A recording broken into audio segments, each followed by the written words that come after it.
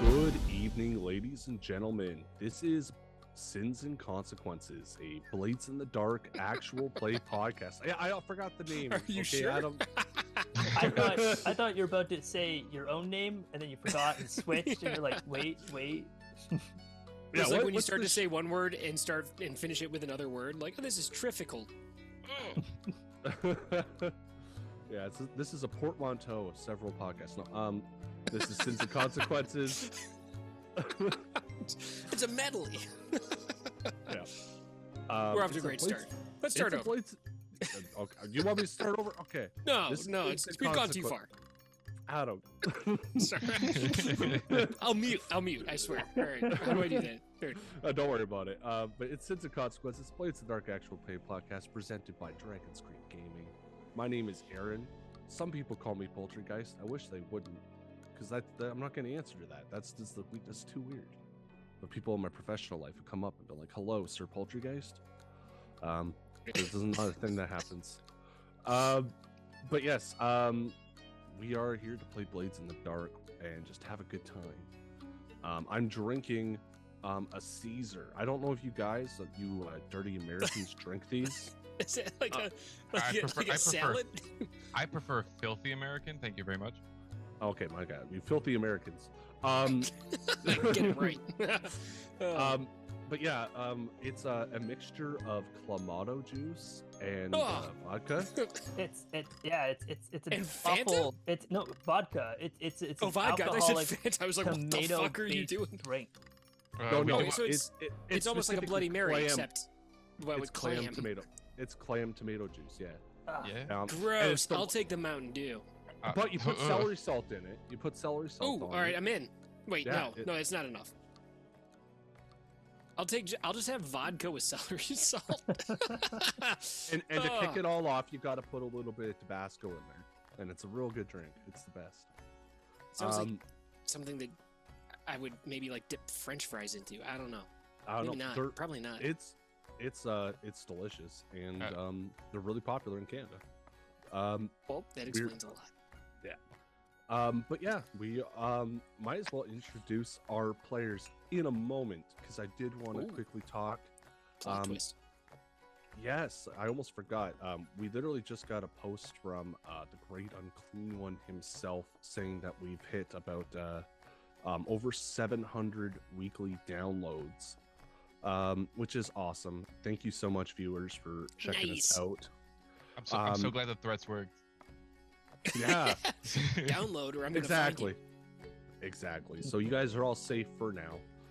If we don't hit 1,000 by December, we'll revisit that conversation. But no, it is exciting just to see the channel grow, even in the short while that I've been involved. I know, obviously, I don't think Adam's been there much longer than I have even. But I've done a couple of things before, but not much. Oh yeah.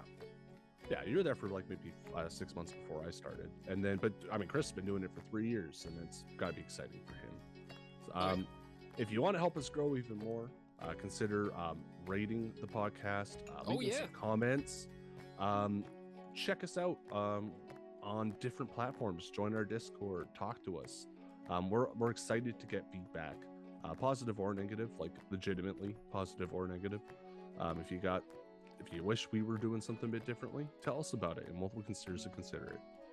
Other than that, the music for this podcast is produced and composed by Sydney Fable, who was kind enough to lend us the music for this podcast that you're probably listening to as I speak now. What else is going on? Check out their band, the Blam Blams. And with that all being said, I'm going to introduce our players here. We're short a player. CJ has stabbed me in the back, tore out my heart, and gone to the masquerade.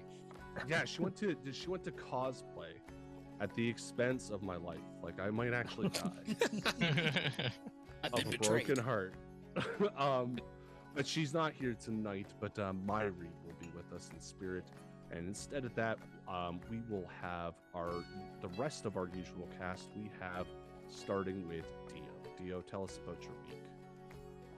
And my week has purely been work and I decided to bum out a little bit at the anime convention that's happening this weekend without buying a ticket, but just going to see a few things that were going on over there.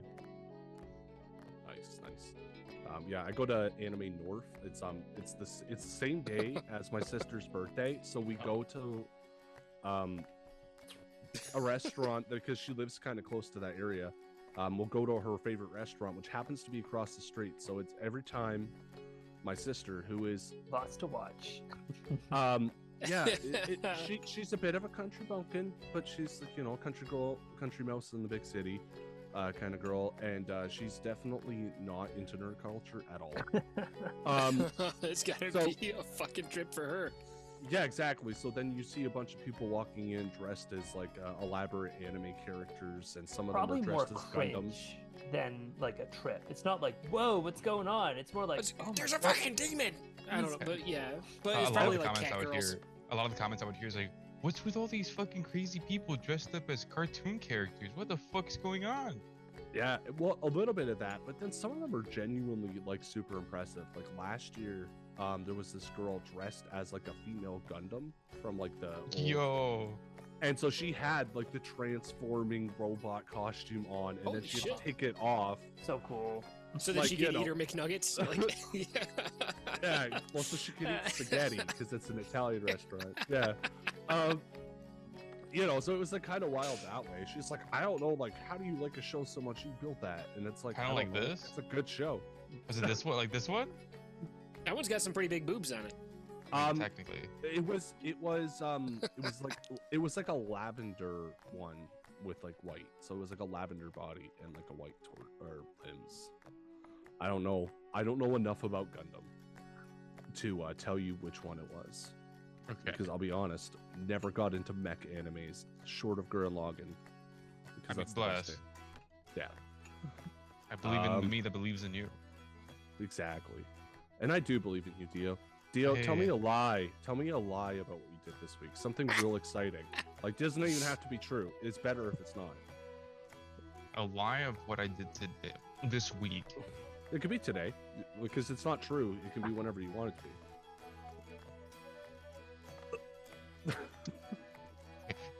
Now I have to get down crafting something. Like what? Oh my god, it can be part- anything like, other than what that's actually not happened. cool Look, I'm overthinking it. Okay. I did one. Did I Damn fight it. bears? Oh, Did I fight like 3 tigers at once next to a Fell Wolverine? down the stairs, who told TV me- remote went in the butt.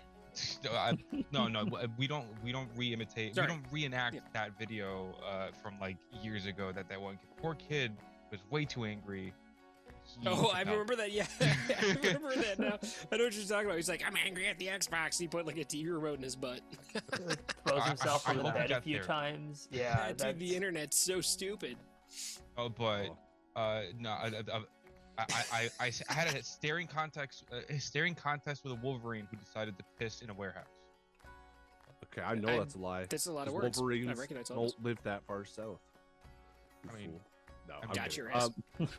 Got your ass. No, that's really cool. So, audience at home, 2 truths and a lie. Dio has told you 2 truths. He went to work.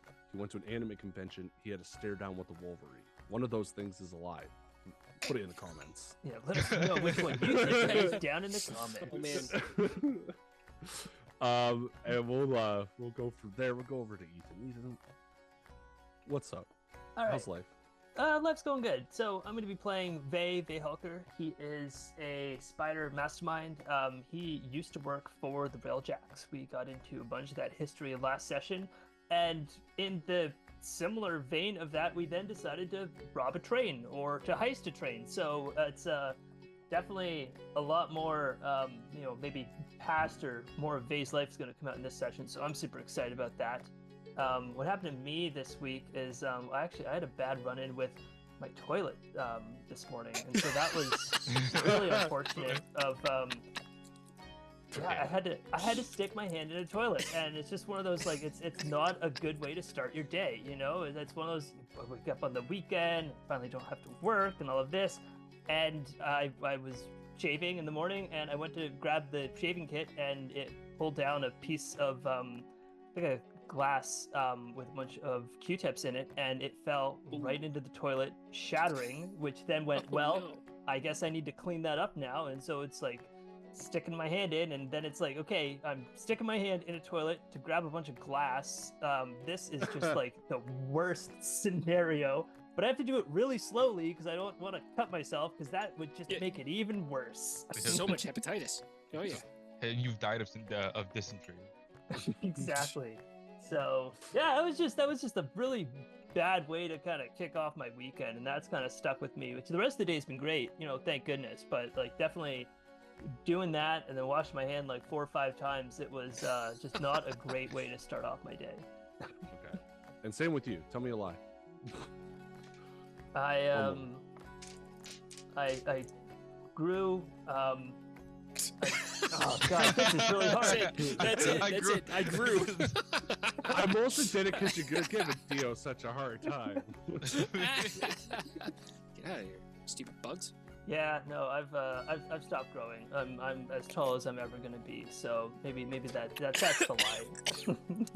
I'm not getting any taller. You almost killed me. Is he 5'3" or is he 5'11"? 6'2"? What is it? Oh, how tall is Ethan? Do you want the real answer, or do you want me to make something up? Give me two truths and a lie. Yeah. Okay. Okay. Ethan, I think, is taller than Adam, but shorter than Dio. That doesn't help me, who does not know either I was of their gonna say, heights. wait. Yeah. No, I don't know how tall either of you are, but I just, based off of I've seen Ethan and I've seen you guys sitting down enough, that I think that Ethan is slightly taller than Adam and a little bit shorter than Dio. And he is either 5'11" or 6'1". Okay. Don't answer. I want to keep that a mystery. You'll never know. Exactly. Yeah. Put it in the comments. Dio, I think you and I are the exact same height. Or am I taller than you? I think we're about the same height. Yeah. I know I'm not shorter than you. I couldn't possibly. I know it's a joke for most of the characters in a lot of the campaigns. Everybody's 5'10". Anytime I've played like a D&D game with people, like everybody like fills out their character sheet and then they're like introducing their characters, like, okay, he's like 5'10", and then the next guy's like, okay, he's 5'10", this guy's like, okay, he's 5'10", and they're like, everybody's 5'10". It's hilarious. Well, where's the dwarf? 5'10". Tall dwarf. Big ass dwarf. Oh yeah. Truly is. It's funny. I always, when I played D&D, used to play really short characters. I'd be like, they're like 5'2". Nice. And it was like not really short. Like I'm sure. Living the dream for you. That's the fantasy for Aaron, right? It's like, man, to just not be a stupid giant tall. But then I thought about it for a second, and it was partially because I had it. My first GM was like, I said my very, very first character was 6'4", and he's like, whoa, that's a big guy. That guy's really tall, and he kept going on about it, and I was like, Mark, do you know how tall someone who's 6'4" is? And he's like, yeah, I think so. And I'm like, how tall do you think I am? And he's like, you're 6'3", and I'm like, I'm 6'10". like in real life, like the man standing here using your bathroom. Like I'm almost 7 feet tall. Like humans can get bigger than 6'4". Like, like it's not like just Shaq. Oh. But yeah, so I had a thing where I went like completely the other way for a while, where I was like, no, I'm just gonna be really short, and it was fun to live out those fantasies. But now I'm back to only playing tall people. That's my thing. All the NPCs, by the way, in this world, taller than you. That's all I know. Wait. That's good to know. That's good to know. I mean, I think Ludes is probably pretty short. I would put Ludes at like 5'6". He's like Tom Cruise height. Mm-hmm. Oh shit. I think you said that in the first episode. I don't remember. It's been a while. I think so. I don't know. Yeah. But yeah, we've talked enough. We should probably introduce you, Adam. Adam. Oh, okay. I thought you were gonna just skip me. No. Yeah. Adam. Yeah, I'm Adam. Hi. I'm Adam. I'm gonna be playing Ludes. He's 5'6", Tom Cruise height. Creepy little weirdo with a lot of nipples and a lot of moxie. He's got a little bit of a death wish now after almost dying a lot, and he's into it. It gets his nipples hard. So let's see what I've been up to this week. I'm gonna mix it up. I'm gonna give you 2 truths and a lie without you requesting it. That way, it's more of a mystery. But first, I gotta think. Right. What did I actually do, and what did I not actually do? Let's see. I have developed tennis elbow. No, I think I already talked about that. Fuck, strike that from the record. I mean, there's the truth. Yeah, I want to make it a tennis mystery. I want to make it hard. Okay, so in this past week, I tried to buy a little remote in order to control a PowerPoint presentation for the owner of the company I work for. And I spent an hour and a half of company time driving around trying to find a place that sells them, and ended in an utter failure.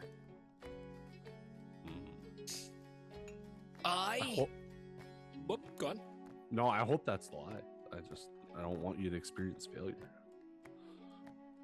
I think But the we lie don't is know. that he found one. I think it's like he wasted a whole bunch of time, but did still get it. But it's just this tiny little reward at the end. It's like, good Well, job. we'll see. Here's a We'll little see, because maybe he's going to turn around maybe, and say or something. maybe he actually did find it.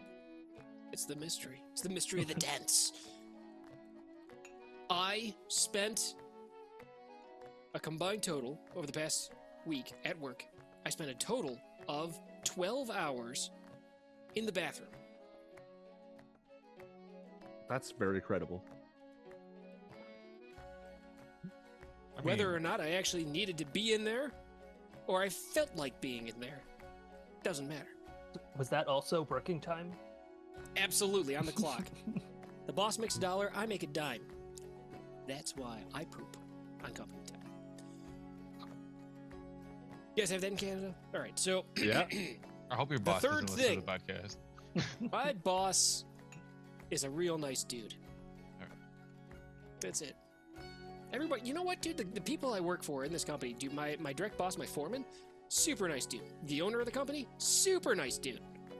Everybody's super nice. It's fucking weird. They're all really cool, and it's bizarre. I mean, that's It's- awesome. Yeah, Because- it is. It's really cool, but it's real weird. I'm like, I'm not afraid of any of you guys. None of you guys are mean. What is this? I ask you if I can go home early, and you go like, yeah, dude, go for it. That's it? I don't have to fight you? Anyhow, let's see. What else did I do this week? I finally, after all of the time that I spent putting it off, I finally did what my wife has been asking me to do for the past 4 years, and I made a little shelf that goes over the TV. Well, that's the lie. Not Yeah. kidding. No. I mean, that's awesome. Those little projects, I hate them. I hate them so much. There's so many. I spent roughly 15 minutes making a floating shelf to put over the TV that I have been putting off for about 4.5 years. I was gonna guess about 25 minutes because that is exactly that's how those things go. It's brutal how much you self-torture yourself, and you're like, Oh, yeah. I'll do it later or whatever, and then it's nothing. Yeah. I have a lot of projects like that kicking around where it's like it'll only take 10 minutes, but I have this other thing that'll take 8 hours, so I'll do that first. And then like 3 years later. Or neither.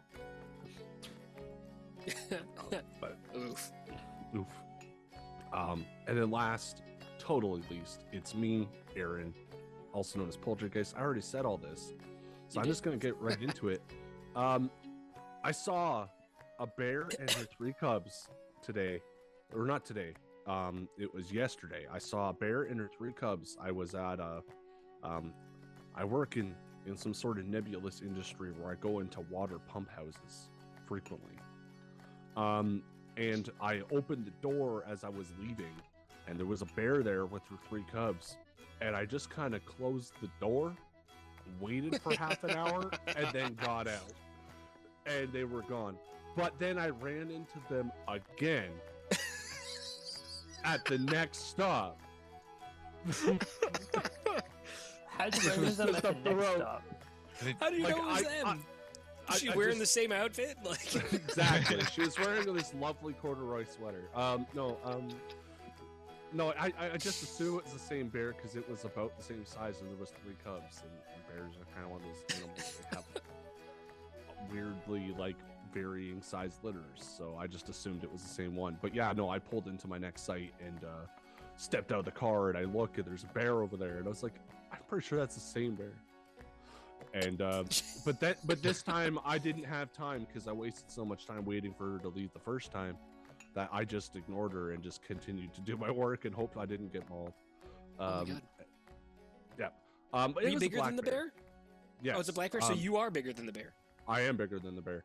Okay. And that's the thing, like, but it's a mama bear, so like it doesn't really help you. If the cubs are around, that will not help you. But I didn't move towards her. I had to walk away from her, so that's usually enough. Black bears are a big thing up here, especially in some of the areas I work. What else did I do this week? I cut down a tree this morning. Okay. And then I harvested the wood. I used a chainsaw. I've never felt more manly. Yeah, like my biceps are bulging, and I was sweating. Exactly. So that was cool. I don't very often, because I do a lot of like data analysis at a professional level. I don't very often get to like do manual labor, and so it was nice. It was nice to do something like that for a change. What else did I do? One thing I did. Yeah, I also dug a 42-foot deep hole. 42 foot? Yes. You use feet up there? Yes, we do for construction. But I was like, only for measuring holes. Okay, weird. All right. Yeah, no, in the construction industry we do, because we use the same tools and stuff that you guys do.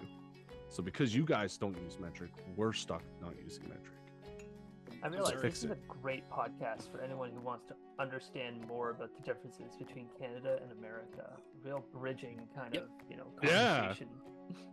On that topic, I just Googled Canadian black bears, and the result that I got was American black bears. Get fucked. Get your own bears. There are bears, you're just borrowing them. I'm like, okay? we have way more of the black bears than America has. I'm sure of it. Well, Canada's leasing them to the U.S. Yeah, well, the problem is that you guys, okay, like this is like a real qualm I have with the United States of America. As if you're gonna give me grief about claiming America as a country instead of a continent, get off my land. That's it. Because there was this place called America, and it was Canada, and then like nothing, because you guys were nothing without the British. No, I'm kidding. And then the Louisiana Purchase happened. And then Mexico, and that was America. Like Mexico and Canada were America too. And then you guys came in. So and it was were Brazil and Chile and Ecuador and all those. It's South America. It's still America. Yeah, you know what? Exactly. Yeah, you shot a bunch of British people, declared yourself. This part is the United States of America, and therefore we're America. And it's like America. So the American black bear is really the North American black bear, and it ultimately you can borrow some of our black bears, but they're not yours. That's just, I need you to know that. All right. You can so have check this some. out. I went to Las Vegas, right? I used to work for this company, and they would fly all the managers out to Las Vegas, and we would, like learn about new stuff that's coming out, and get like blackout drunk after that, and then wake up at like the butt crack in the morning. And like I remember I was going through a bunch of like the casinos, and like there's like tunnels that can, well, not tunnels, but like pathways that connect all the casinos. You can like walk through casinos without ever going outside, and you can get from like one end of the strip to the next.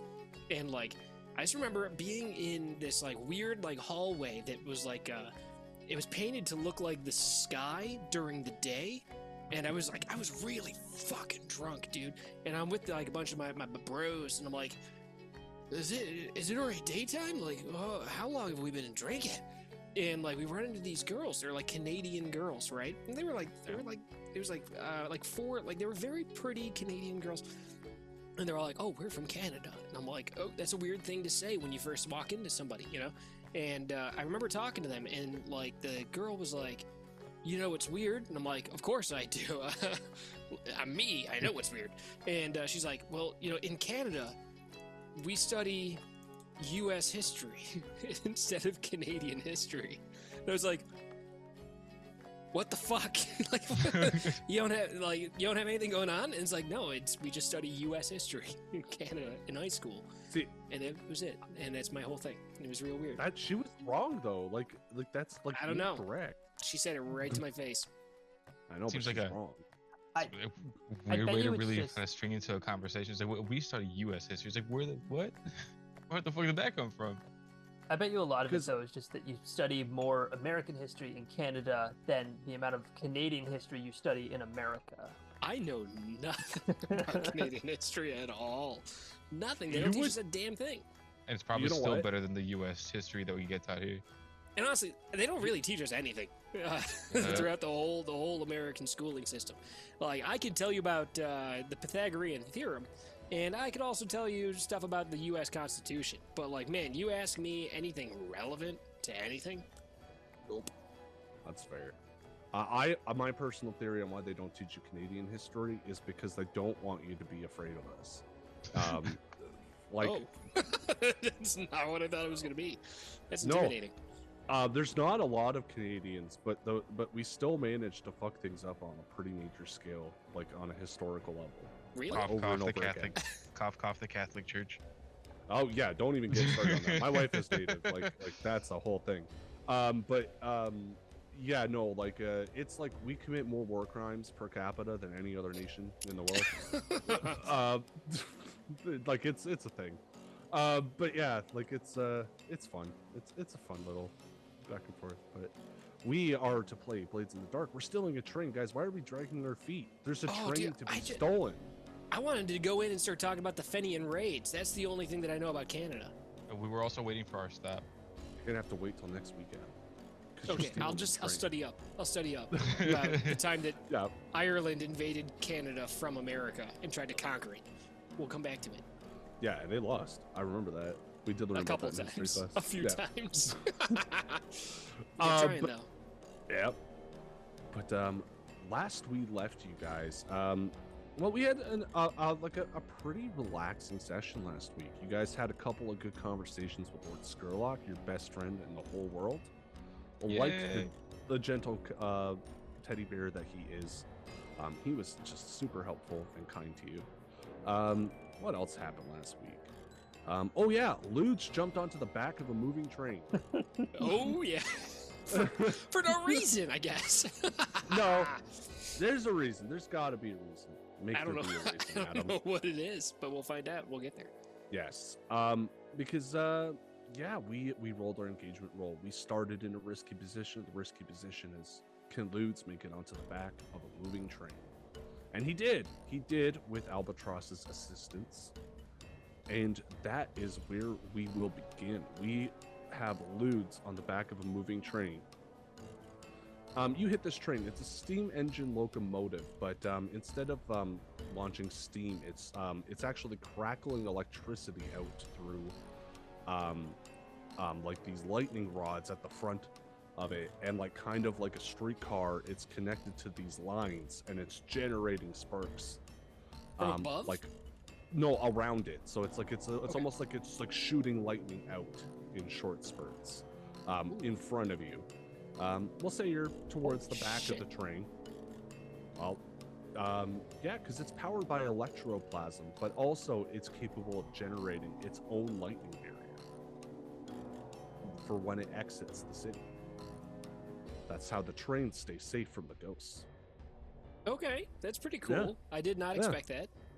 Yeah, How Yeah. How much of a how big is this ghost bubble around this thing? Like, is it like tight to the if I'm on the top of this thing and I go through that barrier, am I fucked?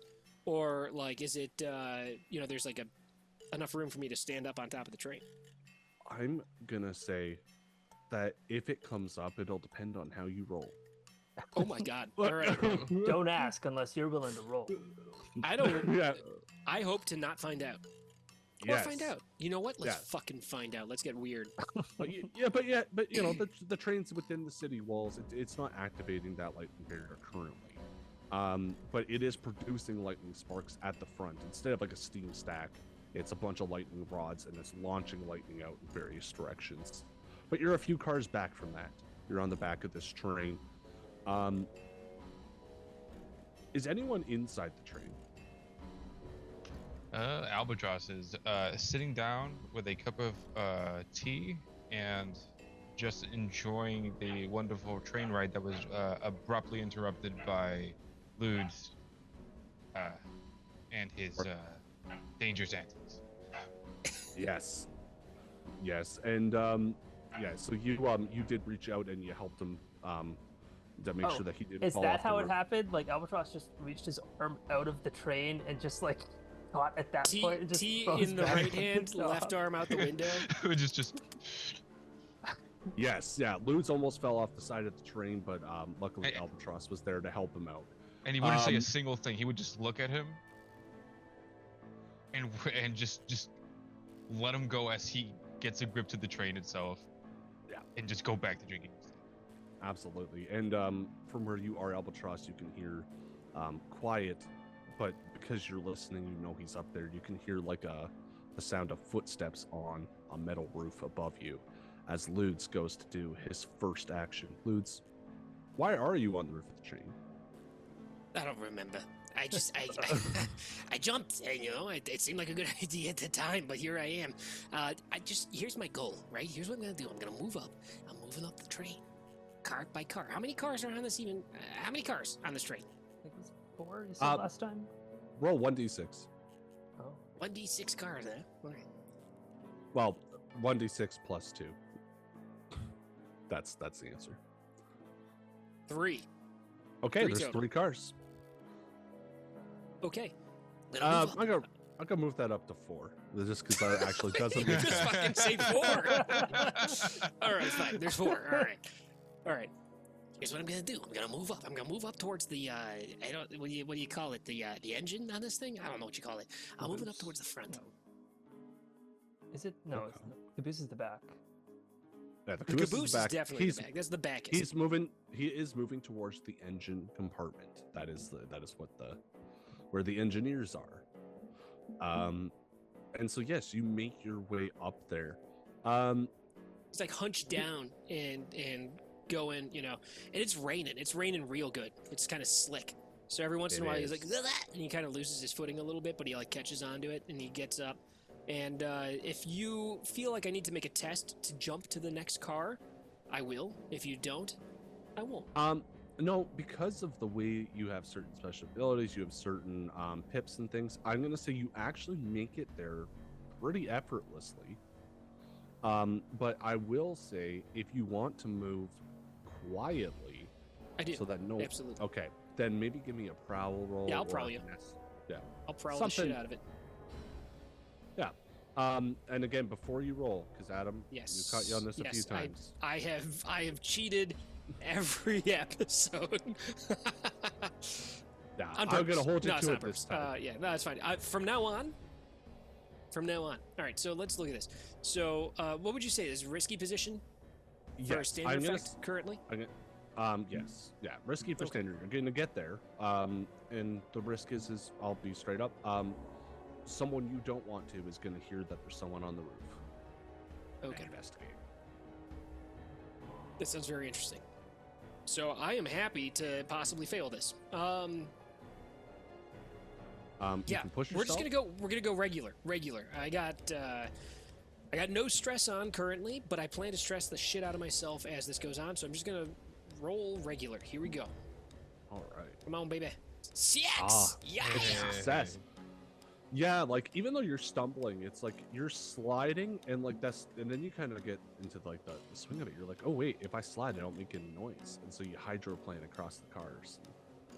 Oh man. Fuck yeah. Yeah. He's got his cool. He's got his hood on, right? He's got his fine shadow cloak, and it's Ooh. pulled down low, and there's the rain beating off of it. Oh yeah. And that He's actually also got his dark sight improves- goggles.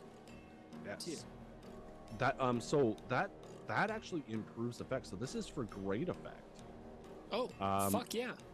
So, because that's what mechanically what the Fine Shadow Cloak does. It improves your effect level when you sneak around. So even though by default it was standard, this is actually for great. And so, is there anything extra you'd like to do? Like maybe set something up for later. Maybe make it further up. I'm trying to get to the engine. You make it all the way to the engine. Oh shit.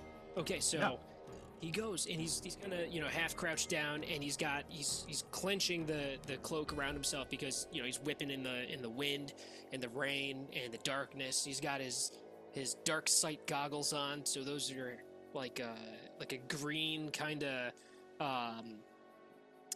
like green glass, like depression glass kind of style, like goggles, and they excuse me, I had a bunch of ice cream and I'm all phlegmy. Pardon me. I'm sorry, everyone. It's got kind of like I don't know, some kind of ghost-powered dark sight situation, and he's clenching that shadow cloak in the rain, and he's pushing forward. He's got the one hand up to try to shield the wind from his face as he progresses, and he's moving swiftly, silently, like a fucking ghost across the top of these cars, and he gets all the way up towards where the engine is. And then we're gonna cut to somebody else. Yeah, actually, I want to check him because we know Albatross is in the train, sipping some tea, ready to act when the situation calls for it. But what is Vay doing at this moment? I gotta say, my plan going into this night was exactly what Albatross is doing. So I don't know if I'm like, took the idea. I gotta think of something else now, because I was gonna come in and I'm definitely gonna have this thing where it's action happens, and then it's just in the train with a newspaper, and then it flips down. But that's okay. That's totally fine. That's cool. You guys can be sitting in different parts. He's drinking his tea. You're maybe sitting in a different car. Both thinking we're all so original. We're just doing the exact same thing. I like the idea of them being seated across from each other and not knowing. Super having no clue. Super anticlimactic pan out shot where you just see he's actually just there next to him. He flips down the newspaper and it's Albatross across the seat from him. Like, oh hey. Oh, you take this train often? Yeah, I gotta say, maybe you guys forgot to talk about this with each other, but you're sitting back to back, because it's those seats where oh yeah, hell yeah. One sits one way and one sits the opposite direction, so you're behind Albatross, reading your newspaper, and that's okay. Lutz, we're gonna cut back to Lutz then, because unless you have something that you want to do in this moment, now that you're on the train. Yeah, well, I mean, real quick table talk about, what we actually want to do here. We're all on this train positioned, and we haven't actually talked about what the heck we're doing. So we want to go for distract to get the oh my gosh, what are the names? Not pilots. The people who drive the train. Help me out here. The train drivers. Engineers is the term. Yeah, you said there's two of them in the main compartment that we have to get out, right? So I guess. Well, I don't know what you're gonna do with them, but there's two of them driving the train. Yeah. Yeah, and we did decide on an approach. Now it can turn to shit in a heartbeat, but I believe we're trying to take a stealthy approach. Right. And the point of entry was, I guess, Lutz jumping on the back of the train. Top of the train. Or top of the train, yeah. So Front of the top front. So it's one of those things where, actually, I'll do this. Take a moment. There's a ticket taker. He's walking down the aisles there. And this is right out of the rule book. There's certain high tier characters and supernatural threats. When you approach them, you have to make a resistance roll because they get to act before you. So if you don't want them to do the thing they're about to do, it's a resistance roll. Do you get to know the thing before you make the roll? Yes, you do. It's a ticket. Okay. Hey, but I just want to set the stakes here because the ticket taker is someone who used to work with Faye. Oh, fuck. I knew this was coming. Yeah. You're made. You're made. There's no way. You're made. His name is Edwin Smith. I thought it was And gonna be he- Jarrus. Is the most boring man in the universe. He's so Oh, boring no. that he is going to act before you. And if you want to resist what's about to happen to you, you have to make a resistance. Or you can let it happen. And if you want to escape this situation, you will have to make an action roll. He's going to talk to you about playing a train-based board game Is this and to give you avoid? every detail about playing And- Ticket to Ride like, for the entire game. Yes. And so he walks up to you and he's Vay Helker. Oh my goodness, I haven't seen you in so long. Oh, no. And Like Groundhog Day, And- it's like Ned Ryerson. Oh, my God, dude. Yeah. and he's Just like, punch him right "It's in the face. and he does that thing where he's like, "Oh my gosh, how are you?" Now, you would not believe the last couple weeks have been just absolutely insane. My wife Hilda has just been bothering me to take her on vacation down to Aruvnia, but you know, who's got money, who's got time for that? And that's where, like, I'm gonna tell you right now, you're stuck in this conversation. Oh god, this is Perugia, Jamaica. Come on, I wanna take you to the Dagger Isles. Yeah. yeah. So and caught off guard. can- Yeah, I mean, Faye's gonna go in, and it's like, Edwin, it's can't say I'm surprised to meet you. It's great to see you again. Really is. You don't say. You don't say. Hold on Oh, one moment. Do you remember Richie used to work over in accounting?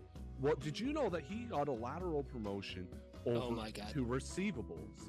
And so Oh my now, he, instead of asking people to pay invoices, now he's out there making invoices for others to pay us. And it's just kind of an interesting move for him. And I just wanted you to know that because it's really important.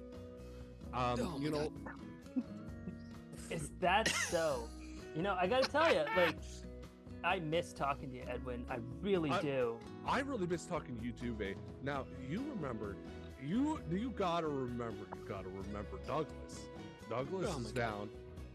Douglas, he got fired because he was dead. Like, it turns out he had prostate cancer, but then he didn't have it anymore. He went to the physicers and he got it fixed. Now here's the kicker though, is when they fired him, he died of prostate cancer 3 days later because they didn't have the screenings included in the health pro benefits anymore. Just wild how life works out. There's nothing funny about prostate cancer. I'll be honest, I want to really push this out as far as I can, but I mean, for the sake of anyone listening, all right, at this point, you know, and the whole conversation, Faye's like, wow, yeah, wow, no, kidding, wow, that's, Oh, that's crazy. That's and- crazy. You know, my daughter's that's going crazy. to school now. She's just the best fiddle player. Oh, that's you'll ever meet. crazy. wait, That's crazy. you can't keep going, I have to action things. I know. Now, what I'll say is you can resist, and then what that'll mean is that something happens or you do something, and he'll move on. Or we can stop, and I won't keep role playing it with you because as much fun as I'm having, you do have to move on. So, I I got a would plan. have to do it. I got a plan. Okay. So what I want to do, what Bay is going to do in here is I want to fake sneeze a bunch of slumber essence into his face and then use consort as he starts to get drowsy in order to take his ticket mastering supplies and pretend like I'm the ticket master for the train. I love it. Go my ahead God. and yeah, give me a consort. I'm gonna set Does it it to smell like whiskey. slumber powder to you? Yeah, it's gonna be risky because people can definitely see. Oh, that's fair. But like maybe you're subtle. Like that's a good consort roll. You do it so smooth nobody notices. All right. Well, let's see how this session goes. Um, Oh, okay. That's a partial success. So there's a I consequence. hate how Remember, two you can, fives are partial success. yeah, but it's so your close. highest roll. But that being said, a partial success, you could always resist a consequence. So just keep that in mind. So you do it. You do it. You sneeze in this guy's face, and you very quickly. And he gets drowsy, and he's like, "Bae, oh my goodness, what is that? What have you been snorting?" And then you, and you kind of like quickly like help him sit down while you take off his jacket and your jacket, and you very quickly switch it. It all goes exactly as you have it in your head. You stand up, and you have his ticket taking equipment, and you're moving through the car, and behind you, you hear like one of the guardsmen that's just kind of doing his patrols be like, "Edwin, why are you sleeping on the job?" Oh no. Now we can resist that consequence and it won't have happened, but Yeah, I'm gonna resist that one. As doing the sneaky, I do not want to kick off alarm bells for the first action that I take. I'm gonna assist. you Oh. you can't assist on a resistance roll, unfortunately. It's gonna Now, you resist can- the assist on the resist. If you want to take the stress in place of him, you can do a protect action, and Albatross does something to protect Bay from this consequence. I think that's pretty cool. It's who wants to take the stress right now, because Bay can take it, or Albatross can take it. We're about the same. Well- And like, I don't know. Albatross is gonna Yeah. have to do some resisting because like he tries to kill people so often. So I'm like, you need the stress to not accidentally kill Yeah. people. I feel like. Yeah, let Bay clean up his own mess. Albatross has got something coming up, I'm sure. All right. How do I resist again? It's So in this case, I'm gonna say it's a resolve roll because you're gonna have to socially smooth this over. okay. I'm happy to take a resolve roll. Yeah, you're gonna have to do something socially to smooth this over, moving past. You do it with zero stress. You do it perfectly, so smooth. Nice. You knew this was gonna Schmoosh. so smooth. So yeah, what do you do? So Bay goes back and it's just like, oh yeah, like Edwin. Oh, he's not doing well. Hi, sorry about that. I'm Bay. Edwin. Why don't you like? Are you doing okay? Can you talk a bit? And I don't know. Would still be somewhat around? Yeah, he's just browsing. He's like, oh, Martha, she was a whore. No, she was, I'm having an affair with Martha. Oh, Edwin. All right, you gotta take a rest, buddy. Sorry about this. So like, it's not my shift, and to be honest, I was just finishing off another round, but Edwin, he's not in a good spot. I can tell really. So. I'm just gonna pick up this shift, get off once we head back to Dunslow. So, yeah, weird thing that, but well, Yeah, you got it, buddy. You got it. I'm gonna take Edwin. I'm gonna take him to the back of the infirmary, and I'm gonna lay him down. Now, do you know? No, I'm kidding. He doesn't start a conversation. Oh my god. Do you know no, about Edwin's diet? Let me tell you all about it. But yes, he picks up Edwin, kind of over his shoulder, and he walks him back to the infirmary, and he allows you to continue your shift that you so graciously took over. any opportunity to do more work, Bay's there. Yeah, and Albatross, you see all that happen. Whether you're impressed or not, that's up to you. But you see all that happen. Absolutely impressed, but to basically continue the conversation there, Albatross will gesture to the man, I can't apparently remember what the name of his title is again. What is the title of this you're the ticket puncher? I forget what. He's the ticket master. Ticket master. I think Ticketmaster is a specific thing that has legal ramifications for you to talk shit about. He's just going to. This is. Oh, sorry. But no, he's the master of tickets. That's There what you he go. is. Currently in The deep water ticket bastard. with the U.S. government, but hey, I feel like if Ticketmaster sues us, it's probably good for the podcast. I'm just gonna. put that out there. I feel like they make enough money that they could really sue the shit out of somebody. Yeah, absolutely. That's okay. Fees. The fees. All right. But Albatross will gesture to the ticket master or the master of tickets, and strike up a conversation and just say, "Hi, ticket master, if you could just direct me to where the bathroom would be, it would be very appreciative." And we'll join him to wherever we're going to be going from here. Yeah, to the bathroom specifically. Just so nobody around the train will be suspicious. Yeah, so you guys are maybe heading up the train. You're going within the train, moving towards the engine on the inside. 2 ways to skin this cat. You guys are both moving towards the engine department. Or, well, not you both. Both of your groups are moving. Ludes by himself, Vey and Albatross together inside the train.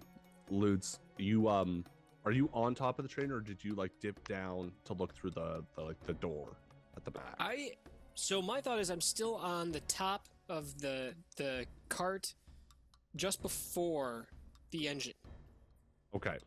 That's I think where we left off before I start doing my thing. Yeah, absolutely. You're there. So here it's getting a little hairy. Like the lightning goes off and you can feel like your hair just kind of rise like almost No a hair. static balloon. Hairless. Well, fine. Then Nipples. your Twigs. You have your twigs, nipples. No, Your shaved. alopecia. Totally shaved. I was gonna say your alopecia. Yeah, he's like tingles, he but- looks like an alopecia guy. he's perfectly shaved. Yeah, your nipples harden in tune with the lightning strikes. Oh yeah, I can feel. It's like when the people do the wave at like a fucking football game. Do they do that in football? I don't know, baseball, basketball, whatever. The Something. wave. It's like the wave. I can feel my nipples like, whoa, there go my nipples again. Yeah. What are we doing? Yeah, what are you doing? So it's back to me? Okay. Yes. Okay. Ludes gets down low, and he creeps to the front of the car just before the engine. The lightning crackling overhead sends pulses over him, and one of them gets real close, and he can smell it. It smells like ozone. It smells like the smell in front of one of those air purifiers from the Sharper Image from the 90s. And he grabs on to the top of this car. And he does a cool maneuver to kind of flip over and get down into the coupling between this front car and the engine. Okay. Is there like a window or anything I can see into this this passenger car? Yes. So you can. Is it it's a passenger car behind me, right? Yes. Okay. So in the passenger car behind you, it's the first class passenger car. So you see Okay. a bunch of women in fur coats and Fuck their escorts in finely tailored suits from the Silk Shores. They laugh and they eat caviar, which is really just hagfish eggs. Ugh. But they're not eating the hagfish. They're eating the eggs, so it's fancy. It's fancy. Yeah. Probably Yeah. less gross. It's the veal of hagfish. Exactly. They Which is what handcuff the fucking young hagfish to a bar and don't let him get exercise. yeah, and you hear one of the men be like, "Yes, it's like the veal of hagfish. It's That son of a bitch, I hate him. and you can also see through the window of the engine itself. You see one of the engineers is sleeping, like on a cot, and the other one is operating like this pretty hefty looking piece of machinery, like one of those old computers from like the 80s. That's like the size of a room.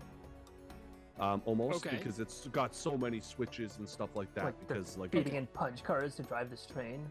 yes, and you see beside him he's got like this it's like strapped in, but it's like like a filing cabinet full of spirit jars, and you see him pull out a jar, and as it does, like a small wisp of blue energy flows up, and he just puts it in to Into like an a empty thing, like a slot. well, he takes it out of this machine, and then he takes a new one that's full of like spirit energy, and he shoves it in Like into the slot in the machine. Oh, that's fucking cool. into Kind of like a option and just kind of like sets the new battery in. I thought it'd be like a coal shoveler, but instead of shoveling coal, it'd be just jars of essence. He's just shoveling jars. There's a pile of jars, Yeah. and he's just. Oh Well, man. so you might not recognize this, but someone like Jacob Bridgewater certainly would. Anyone who's familiar with like That'd be nice. Sparkrite technology, this is not like a spirit jar full of spirits. This is actually Leviathan's blood, refined demon's blood, which they're using to power the train. Oh, okay. That's weird, but Yeah. you know, so am I. So Pretty metal, pretty metal. we didn't pick up that telepathy upgrade, did we? We haven't discussed that. Maybe we should. Let's discuss that right now. What did we end up doing with our upgrade? Because if we don't have telepathy, I've got no way to telepathy with you guys. Yeah. Did we choose Bound in Darkness, or did we go a different route? I like either Bound in Darkness, the other option too of getting like more thugs onto the group for protection purposes does sound nice, the thought of Yeah. being able to bring muscle onto like scores. More muscle. Albatross is pretty good muscle. I was gonna say, what am I? Yeah, but you're one dude. You know? That's all you need.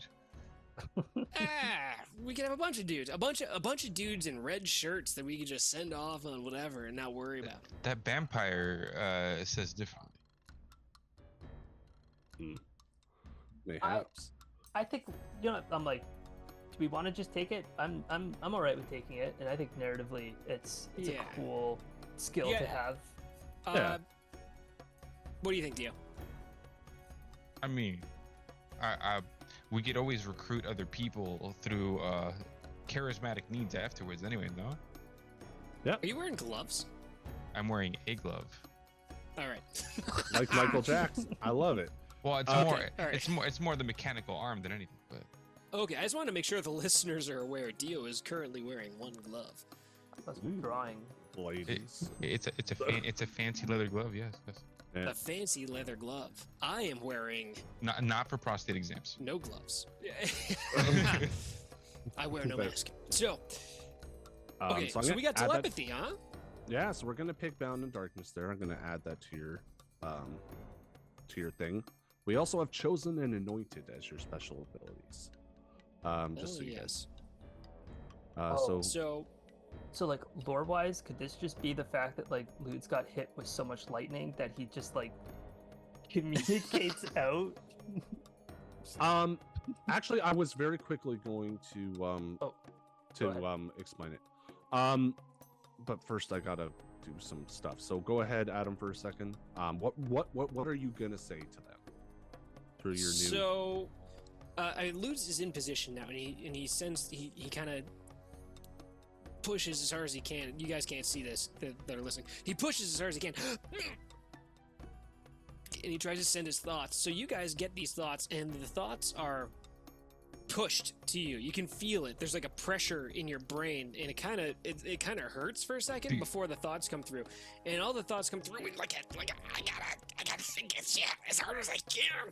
And it's not the way that it's required, but that's how he does it. The only question I have now is it general thoughts or is it intrusive thoughts? Well, so the way that Lude's brain works is that he's pushing the thoughts at you. Otherwise, they don't come through. You probably get a constant, because we're all like networked together. You get a constant like real low background hum of Lude just like forever, and it's like super low. And, it's like, and every once in a while you pick up a word. He's like beef. That's my One nipple. time that guy came around. You know, it's but then I'm in possession. I got it. I'm in there. You gotta get to the front of the train quick, otherwise I'm gonna leave you behind. Yes, and so you guys do get that strained message, and we'll just take a moment. We flash back. Has everyone had an opportunity to get into the water? Did everyone check that out? Like, do you think Albatross would have chosen to go in there? Into the water? Yeah, like in that The in that weird chapel water. where your vice den is. Before you got to the library. Lude's has been hanging out in that shit. Okay. Takes a glass for later. So He's got a thermos. just for my knowledge, like what has this water done to the rest of the crew? Because if Ludes has been in the water this whole time, like what changes so has it? It doesn't change anything about them, other than that they see this experience and this new place. It's almost like a flash into the past, but it's like several instances of the past happening all at once. You can see the sun. You can see depictions of the sun through these cathedral windows. Though, like when you look out past, it's kind of like hard to see what's out there because the sun is so blinding coming in. So it's not like you looking out in the countryside per se. I thought when you described it, I was always thinking about Wind Waker when you go to like Hyrule Temple and it's like locked in time and it's all gray and everything's slow. Like that's kind of what I envision it like being environment wise, but then in Duskfall. Yes, yeah, that is kind of what it is, and like and feel free to like push back if you want it to be something else. But this is kind of what I had in my head. It's like it is kind of like the Temple of Time, like where it's these gray walls with the light shining in. You can't see out the windows because the light is so bright. And there are just these echoes of people walking around, but they're behaving like echoes, but they do not look like spirits. They look like people. The only side effect of being underneath there is that you are drowning if you spend too much time under there, because you are physically underwater. And it's very appealing, so it's easy to stay there for a while. But like I don't know if you remember, like Mari fell in, and then Vey jumped in after, and then they got pulled out. Yeah, and then since then it's been some time. So like if Albatross has gotten curious enough, it basically we baptize people in there. That's right. Yeah. Oh yeah. Yeah, and so Ludes has had a chance to go under there. Jacob's probably been there if he's interested. But yeah, the I don't think question Jacob is, would do it. Okay, fair enough. I don't think he would do it. You don't think the crazy guy that's like the ghost, the vision, wouldn't but he's a Leviathan hunter. He would be terrified of the ocean. Yeah, no, he's not going in it. So for my own curiosity's sake, something that Albatross would do is probably take some of the water to study it. Okay. We'll say that you haven't had a lot of results with it. It appears to be normal ocean water, but you haven't taken it. You haven't had enough time with it to take it to like an expert in like occult studies that isn't part of this cult. Okay. Right? Like, because like you could take it to Daniel, but Daniel kind of would. You don't know where his loyalties lie. Probably not specifically with you. Yeah. He seems to be loyal to the library. And to Ludes in particular, who's claimed to be the dean. But then there's these ladies that used to be former members of the Church of the Weeping Lady, and they seem to be very interested in Myri and listening to what she has to say. And yeah, just like in general, like Vey seems to have some level of influence everywhere, but nobody thinks of him as the boss, even though like you can stand on the outside and maybe see that he's kind of running the show, like in a lot of ways, in his own way. But yeah, like I guess it's a yes or no question there, Albatross. Did you go in the water? No. Okay. So for those who have gone in the water, I think that the way that this Bound in Darkness thing started is spending a little bit of time down there. Maybe Ludes was the first to figure it out because he said he spent a lot of time down there. Oh yeah, dude. Is if you stare at the sun long enough,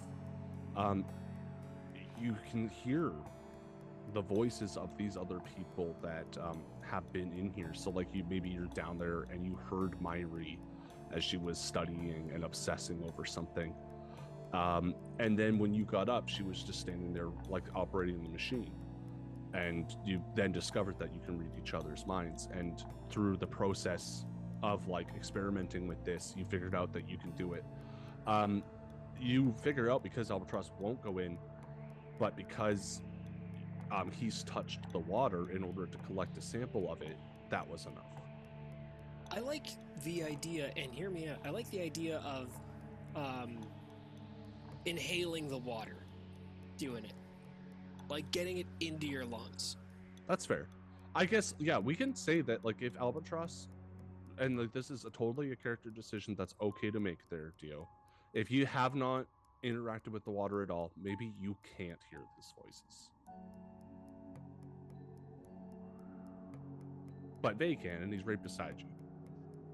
No, he would have been careful with it. Like he would have like gotten a vial, like made sure not to have any contact with it, just because the ritualistic tendencies or the properties of it. He would have tried not to mess with anything that would. You got gloves on and like tongs holding the vial that you scoop it out with. Yeah, no, and that's totally okay. So I'm gonna say for now, there, Dio. Then Albatross cannot hear loots in his brain. Okay, that's nice.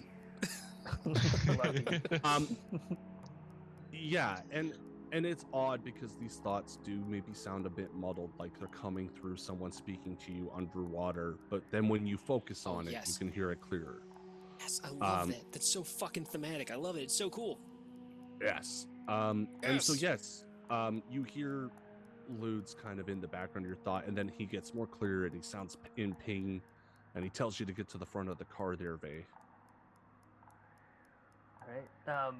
So hearing the noises in there, which maybe there's like, you know, the finger to the temple as like, you know, it kind of comes in and pushing down on the pressure points a bit, dealing with these voices in. It's like, oh, okay, we gotta hustle. We gotta get up to the front of the train. So we gotta get out of this bathroom. So with that, they and Albatross are gonna. So if we're speaking of bathroom, if you're saying that, you'd be the only one in the bathroom because Albatross would not go into the bathroom. I thought that's where we were going. I thought that was. I thought that was an excuse. Okay. Like I didn't think there was actually going to the bathroom. I didn't think you guys you're in the bathroom together. Like you guys are in. It's like it's definitely like for one person, it's like an airplane bathroom, and both of you guys are in there, real close, faces real close together. So what's the plan? And like Albatross takes a sip of the tea in the bathroom, and like. You want the truth, like, because I've been doing research about like industrial and Victorian era trains. Yeah, like you hole open to shit through. You open the sheet that covers, like, it's just like one of those like sliding sheets that covers the bathroom, and it's a hole in the floor. Oh. You like shit onto the wheels of the train. Yeah. The yield shitter over here. All right. Well, peel that back and like, you know what? Let's just keep going. And we're gonna move up to the train. It's a real shithole. Yeah. So, all right. So, let's say like we get up to the first class car and start going into there. I think that's where start having some fun with this. Yeah. What's Yeah. So actually, when you go to open the door to the first class thing, you see that there are like two of the railjack officers or guards or whatever you want to call them. Rail jerks. Yeah, rail jerks, as you like to call them, because they're the ones who think that they run the railjacks, even though you know that most of the work happens back in head office. But these are the guys that are responsible for fighting off spirits, fighting off repelling attackers, and protecting passengers. You see one of them, when you go to open the door, moves in your way, and he says, excuse me, what's going on? Evening, gentlemen. Just running through and taking tickets for everyone. This is the first class train. Sorry, I don't recognize you. What's your name? My name is Eduardo. I am taking over for Edwin. He was not feeling so great, and thankfully I happen to be on board. Well, maybe Edwin didn't do a good enough job explaining. We don't need you to take tickets up here. We load this separately. That's our job here. If you have the tickets for everyone in the back, you're done. You can go take a seat. Fair enough. I appreciate you clarifying the situation, and yeah, no, that's if that's the case, actually, me and my friend here are actually just going to. You're by yourself. Oh, I'm by myself. Okay, fair enough. Did you like slink away when he wasn't looking? Yeah. Looks over and it's like, okay, well, if that's the case, when I took over for Edwin, I also meant to. I got to go have a quick word with the captain to just make sure he understands there's been a quick change in personnel. You know, just policy type procedures. Is there a captain on the train? The engineer. I'm gonna sub in the word engineer. It's not been a good day for words for me, so this improv is going to involve a lot of... It's okay. That's okay. Yeah, and so at this point in time, I'll ask you for an action roll. This guy is a little bit like, this is not normal procedure. He does not recognize you, though he sees you wearing the uniform, so he's not like fully ready to like freak out, but he's uncertain of what to do. You might need to convince him one way or the other. How well does the uniform fit? That might be part of the role. Like that's kind of like how there's lots of ways. So yeah, like we can workshop it a bit. If you want to pull rank, or something like that, you could make it a command. If you wanna like sway him and like maybe do that. This also might be an interesting time for something like a flashback, because you would have known that these people would have been here. So you would have a prompt. I'm like looking at my things going, I don't love that. This is absolutely a flashback type of scenario. And so, yeah, fair enough. So what I would like to do then is I would go and I'm going to present them with it's a find cover identity, and what it is I'm going to be going in and you know, with the underworkings of the Railjacks and how things happen, you know, there is a decent amount of smuggling that happens and inspections that have to happen because of that, and so I'm going to go and flash him an inspection type card to just kind of show off that authority there. Okay. Hit him with the "you failed the inspection, son." Okay. No, you passed the inspection. Good job. Oh. Okay. So a find cover identity. Paperwork, planted stories and rumors, and false relationships sufficient to pass as a different person. So yes, as long as you check that off, you have this find cover identity. That alone allows you to pass as whoever you would like. Sufficient enough to beat this person because it's fine and because you're only one tier lower than the Railjacks. Oh, you don't have to like fight kicking and screaming for it. No, I appreciate no, no. That's one of the benefits of moving up in tier. Your fine quality items are now tier 2, sometimes even tier 3. So this is sufficient. Like he believes it even if he inspects it thoroughly.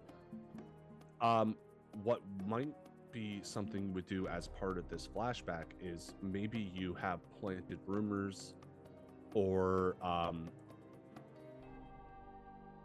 maybe you've messed with paperwork, or like have like asked Celia a favor, something to get these guys like a little bit off kilter and more prone to just listen and stop asking questions if you want. Otherwise, like, the risk is going to be higher as you move forward because they're still like kind of like not sure what you're doing. Yeah. Well, and like, I don't know. There's always this like level of corruption and people who I think are like not doing the right thing when it comes to the Railjacks. Like, I think there's a decent amount of smuggling and other types of things there. And so, yeah, like, absolutely. Is that all, like, I guess so, like, that would be the flashback, is going in and having the contact with Salia in order to set things up, like, higher stakes for that. And so people are more like, oh, like we were expecting this, even though we shouldn't be. But like the whole like there's gonna be a surprise inspection, right? And so that's like maybe the conversation that happens there. And so they have like they feel like there is that insider knowledge that there's going to be a few additional people on the train, even though there shouldn't be. Yes. I think that is. Yeah, I think that's good. We'll say this is to make a cover story. We can work on what the cover story is and fill in the gaps as it makes sense. To like maybe work as like the foresight assist or like to like protect people from consequences of being discovered, things like that. But yeah, give me a roll for that to see how much of a cover story you've built, and I will provide a mechanical explanation of that in a second. Okay. If I'm so for building this backstory and having like meeting up with Salia and doing that, is this one of those like I could do a consortium with that as far as socialize, or is this more I should be doing command and sway because that's more the current action that's happening? I'm gonna say if you were to do consort, you're really like leaning into like the corrupt people, and it's gonna have a limited effect. If you were to do a sway or a command, it would have standard effect. Okay. Is what I'll say. This is risky. We'll say. Okay. I'm gonna do a command, and I'm gonna push myself for 1 extra die. And take 1 extra die because Salia is helping. Oh. Okay. Cool. So I'll take 2. Yeah. I'm just gonna take both die then, because like I've had 1 okay roll and Yeah. I don't trust. And for this, I'm gonna say it's 1 stress flashback, because it's not a major thing, but it can set up a lot of stuff down the line. Oh, there's like so okay. So it's there's 1 stress for the flashback, and then I would have to do another 1 or another 2 if I wanted to push myself. Push yourself in the roll. Okay, so. All right, I'm gonna take just 1 because otherwise that gets a little high. So I'll all right. offer you devil's bargain if you want to. Oh, we haven't had that this session. All right, what's the devil's bargain? Devil's bargain. Someone has taken severe interest in this conspiracy that you've been implanting. Like someone of note has taken interest in this story and has taken it very seriously. Oh boy. I'm not gonna take that. All right. All right. 1 die, risky, standard effect, or +1. Don't... +1. Well, no, it's +2 because Salia gives you a +1 and you're pushing yourself, right? Well, so I'm not going to push myself because this is a flashback, so I have to take another stress. So I don't want to take 3 stress for this action. Okay, no worries. So yeah, give yourself +1. Oh, it's a failure. It's a fail. Okay. Oh, Now this is flashback, so it's not going to come back to bite you immediately, and you're not going to take any harm. it's gonna take several minutes. The biggest issue is he's going to turn to you and he's like, it's not this train. The one that Salia said that the inspection was supposed to happen on, it's the one going to Scova. That's where Ulf has been hitting, and that's where the smuggling's been going in through. Why are you on this train? That's how surprise inspections work. It's a surprise. Okay, you of course. So you do what you need to do, sir. And we're gonna tick off 1 tick of a 4-segment clock called suspicious. That's all of that for that. Basically, if you guys start acting suspicious, the guards will take note. All right. And I'll drag that out. Nope. Click the wrong one. There we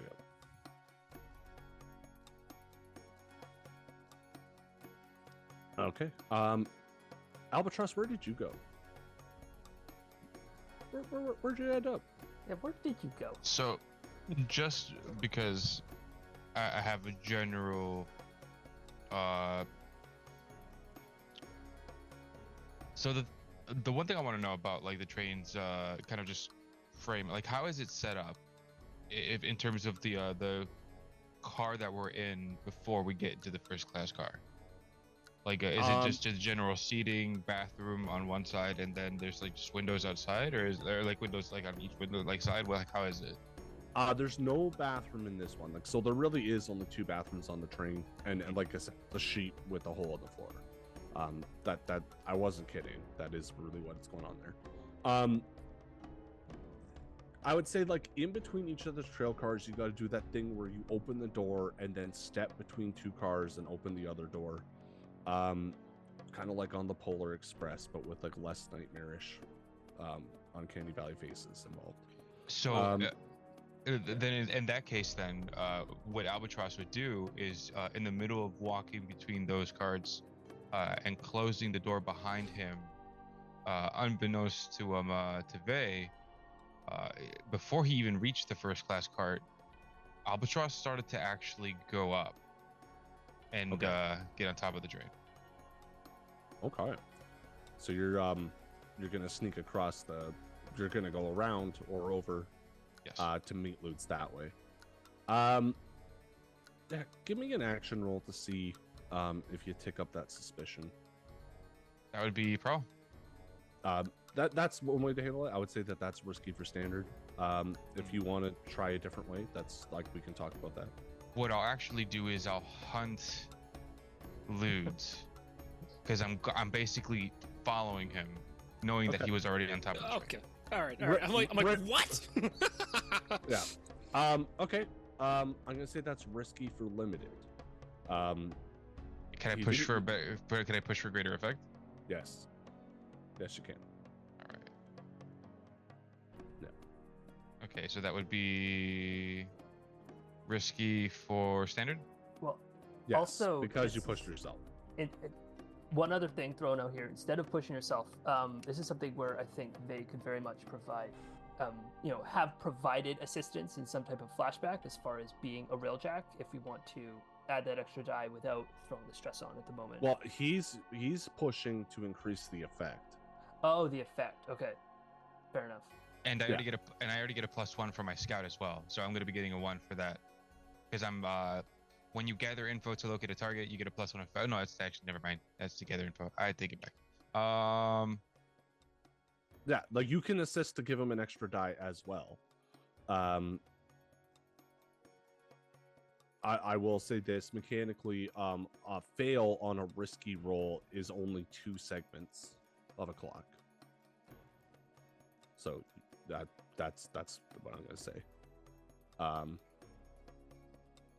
Okay, so like right now I have 0 extra dice, risky, standard, and no help from Vey. Up to you, right? If you feel good with that roll, then go ahead. If you want more help, Yeah, I think I should be good, because I have 3 dice right now, just purely from hunt. Mm-hmm. No worries. All right. Ooh. So 1, 2, 3. Vey, while you're standing there, you hear it, and so does the guard. They hear some footsteps up on the roof, and the guy you're talking to points to the other one, and he points to the window, and you see him open up one of the side windows and stick his head out, and he's looking up on the roof. We have ticked 2 boxes of suspicious. Oh man. And so mechanically what happened is you almost lost grip because it's so rainy, it's so wet up there, and you went to grab, but because you have like an artificial hand, it banged against the roof. But you do manage to get up onto the roof.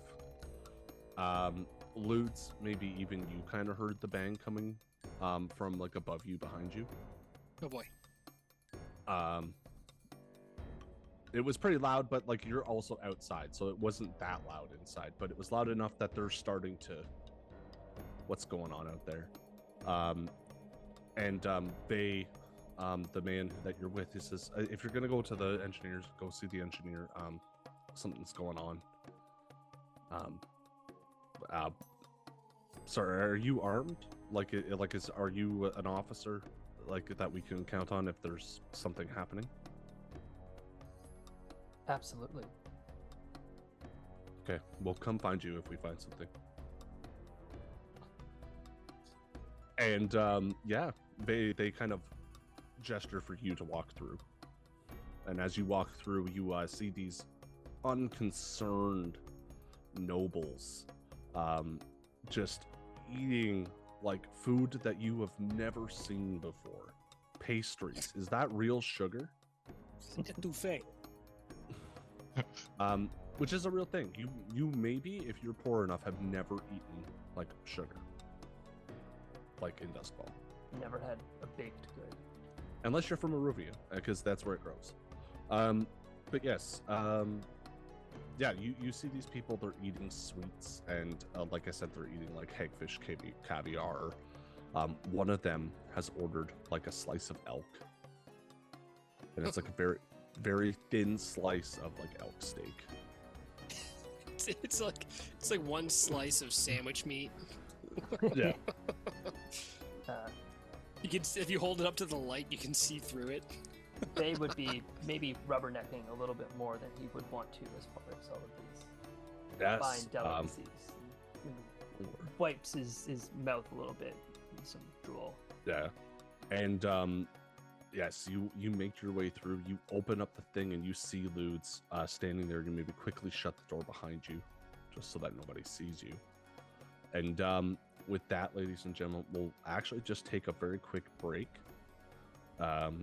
Because I think we're all looking to go to the bathroom or in the process of doing that. I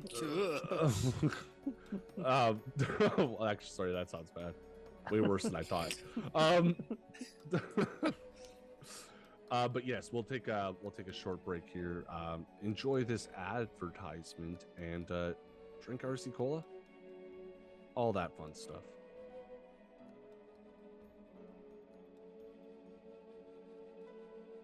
Yeah. Well, so I don't own a chainsaw because that's the kind of man I am. What does that mean? I don't know, but I don't own a chainsaw. So I cut it down with an axe and then used a sawzall to cut it into pieces. Oh man. Wasn't super thick. It was just a smaller one, but it was getting choked. But yes, we will be back. We are back, ladies and gentlemen. We've returned.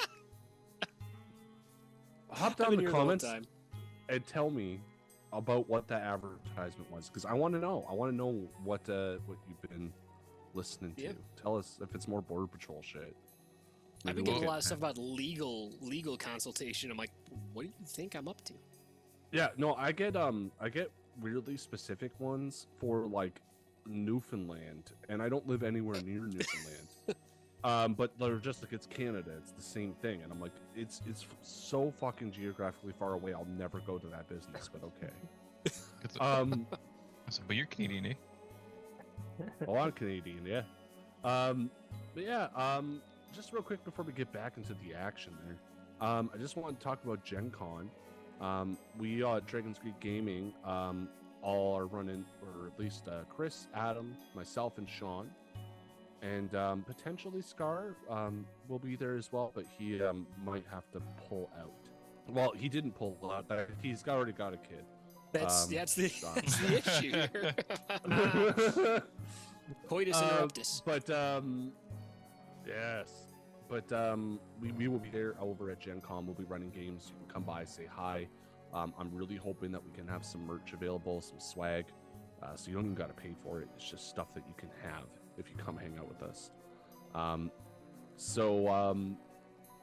What games am I running? I'm running on the Friday. I'm running 2 Pathfinder 2nd Edition games. I've done the conversions from 1st Edition for Weeby Goblins and Weeby Goblins 2. That's the sequel to Weeby Goblins, oddly enough. Which is just, you get to run around be goblins, hate dogs, kill horses, and you know, punish people for the crime of writing words down. This is That really sounds so important to you as a goblin, and it should be important to you as a player. So if you, yeah, that is actually like the plot of the first one. Anyways, the second one, you fight a bunch of pigs that can breathe fire. Yeah, it's just an absolute chaotic mess. I love running We Be Goblins, and I've done the conversions to Pathfinder 2nd Edition, and it works really, really well in that system. And so I'm excited to run that. On the Friday, I'll be running Runes of... Oh my god, what's the name? I'm running Rune Quest Adventures in Glorantha. Runes of the Quest. Yeah, and I'll be running 4th edition for that. So we're just going to run through the starters kit there. But just to get a feel for the rules and really just kind of have some fun with the system. And that's for up to 6 players. I love RuneQuest. Like, having played it a few times, it's a little bit crunchy, not as crunchy as Shadowrun. It's a D100 system, and you just get to like fucking really lean into the fact that you're a cultist and have it actually just change the world around you. It's beautiful, and then you also get to chop people's arms off, so that's rad. Nice. Yeah. So come and dismember some people with me there on the Friday at Gen Con. Adam is here and he's running some stuff, so tell us about that, Adam. It's true. You mentioned how crunchy Shadowrun is. I'm going to be running the least crunchy version of Shadowrun, Shadowrun Anarchy. It's going to be on, I don't know, Thursday morning. I've got one that's called the Kingdom Kerfuffle. If you listen to Shadowrun Pay Data, this is a very special, unique opportunity for you to be part of that story. And what happens will change the way that the future of Shadowrun stuff that I write goes. So that's might not sound super cool right now, but I promise you, in the future, you're gonna be like, holy shit, I was part of that. Also, I'm gonna have some free gifts. I'm not gonna tell you what they are, but they're great. Also, after that, I've got another one. It's called Dock Wagon 2 Days to Retirement. Gifts there too. That one's not gonna change anything, but it's gonna be cool. And then I got on Friday, I'm running 2 different iterations of Portal Under the Stars for Dungeon Crawl Classics. It's a 0-level funnel. It's going to be for a bunch of people. It's going to be fun. You're going to lose. You're going to have a lot of characters, and a lot of them are going to die. It's a good time. It's a good time. And on Saturday and Sunday, I'm doing some, I don't know what yet, but I guess they'll tell me on the Wednesday before Gen Con. What are we doing working for Catalyst Game Labs? Probably running some Shadowrun stuff, probably 6th edition, which I need to learn how that game works before that time, because I don't know. Fair enough. Actually, Adam and I are working on a different project as well. Something called the Pixar Files. It's a bunch of Shadowrun podcasters all collaborating together, and some of that stuff will hit this channel, and obviously it'll have its own feed, and you'll see it over at Sinless and everywhere else. It's exciting stuff. Everyone seems really, really excited to get going on that. But Adam, you should run some 6th edition stuff, because I would love to learn 6th edition. I want to see what the difference is. I need to learn it too. So yeah, you know what? I'll plan for that. So you heard it here first before I even thought about it. I'm going to be running another Fixer File episode that's going to be running in 6th edition. I'm going to write something unique. You know what? I might even tap some of my pals to try to get some of their input on writing something, so it'll be a special collaborative effort, hypothetically, with some people. I don't know. I'm talking out my ass. I just thought about this on the fly. I'm talking as I'm thinking. That's okay. We'll see how it goes. I'm almost done writing that. Writing the thing that we talked about before. I just actually have to put it together. Oh yeah, no. If you guys want to rob the IRS, I'm putting something together. Oh, that one, yeah. Yes. Oh my God, yes, I forgot about that. Yeah. I was so pumped. Yes. So that's coming up, but let's return to the present, fellas. You open the door and you see Ludes kind of peering through this window into the engineer's cabin. You close the door behind you. You don't see Albatross just yet, but Albatross is making his way across the roof. What do Lutz and Bay do in this moment? Oh, if you put it back to me, If the answer is wait for Albatross, the answer is wait for Albatross. But you guys have a moment. Lutz has been waiting. So go ahead. If it comes to me, that's. Have you It looks like noticed you made anything? it. It's coming. It's really coming down out here. I got. You ready? Yeah, let's hear it. One of the guys in there is sleeping already. All we gotta do is just convince the one guy that's awake. Keep going to go where we need him to, and that's it. The guy that's asleep, maybe, I don't know, we gotta do something about him. I don't know, I haven't thought that far ahead, but if you think you're good with that, I'm ready. You ready? So you just want to walk in there and tell him to change tracks logistically. All right, here we go. Making a finesse roll. I'm detaching the passenger cars from the engine. Oh, boy. Okay. Ethan, would you like to assist with this? Yeah, that's. I think there's some assistance that will be needed. Okay. Does so risky go ahead. standard, or what are we talking? Yeah, I'm gonna say it's risky for standard. The risk being that like if you take too long, you fuck it up, people are gonna investigate what the hell is going on. You said we can use some of Myri's inventions for this, right? Potentially, like, what do you think? What kind of engineering has Myri done in the past just to kind of keep it on brand? Well, lot of she's a little bit of a explosions. jack. Yeah, she's a little bit of a jack of all trades. Like, so she doesn't have the artificer or the alchemist bonuses. She's got some occult specialties. She took with her last special. So, oh, excuse me, last special methods. ability. Yes.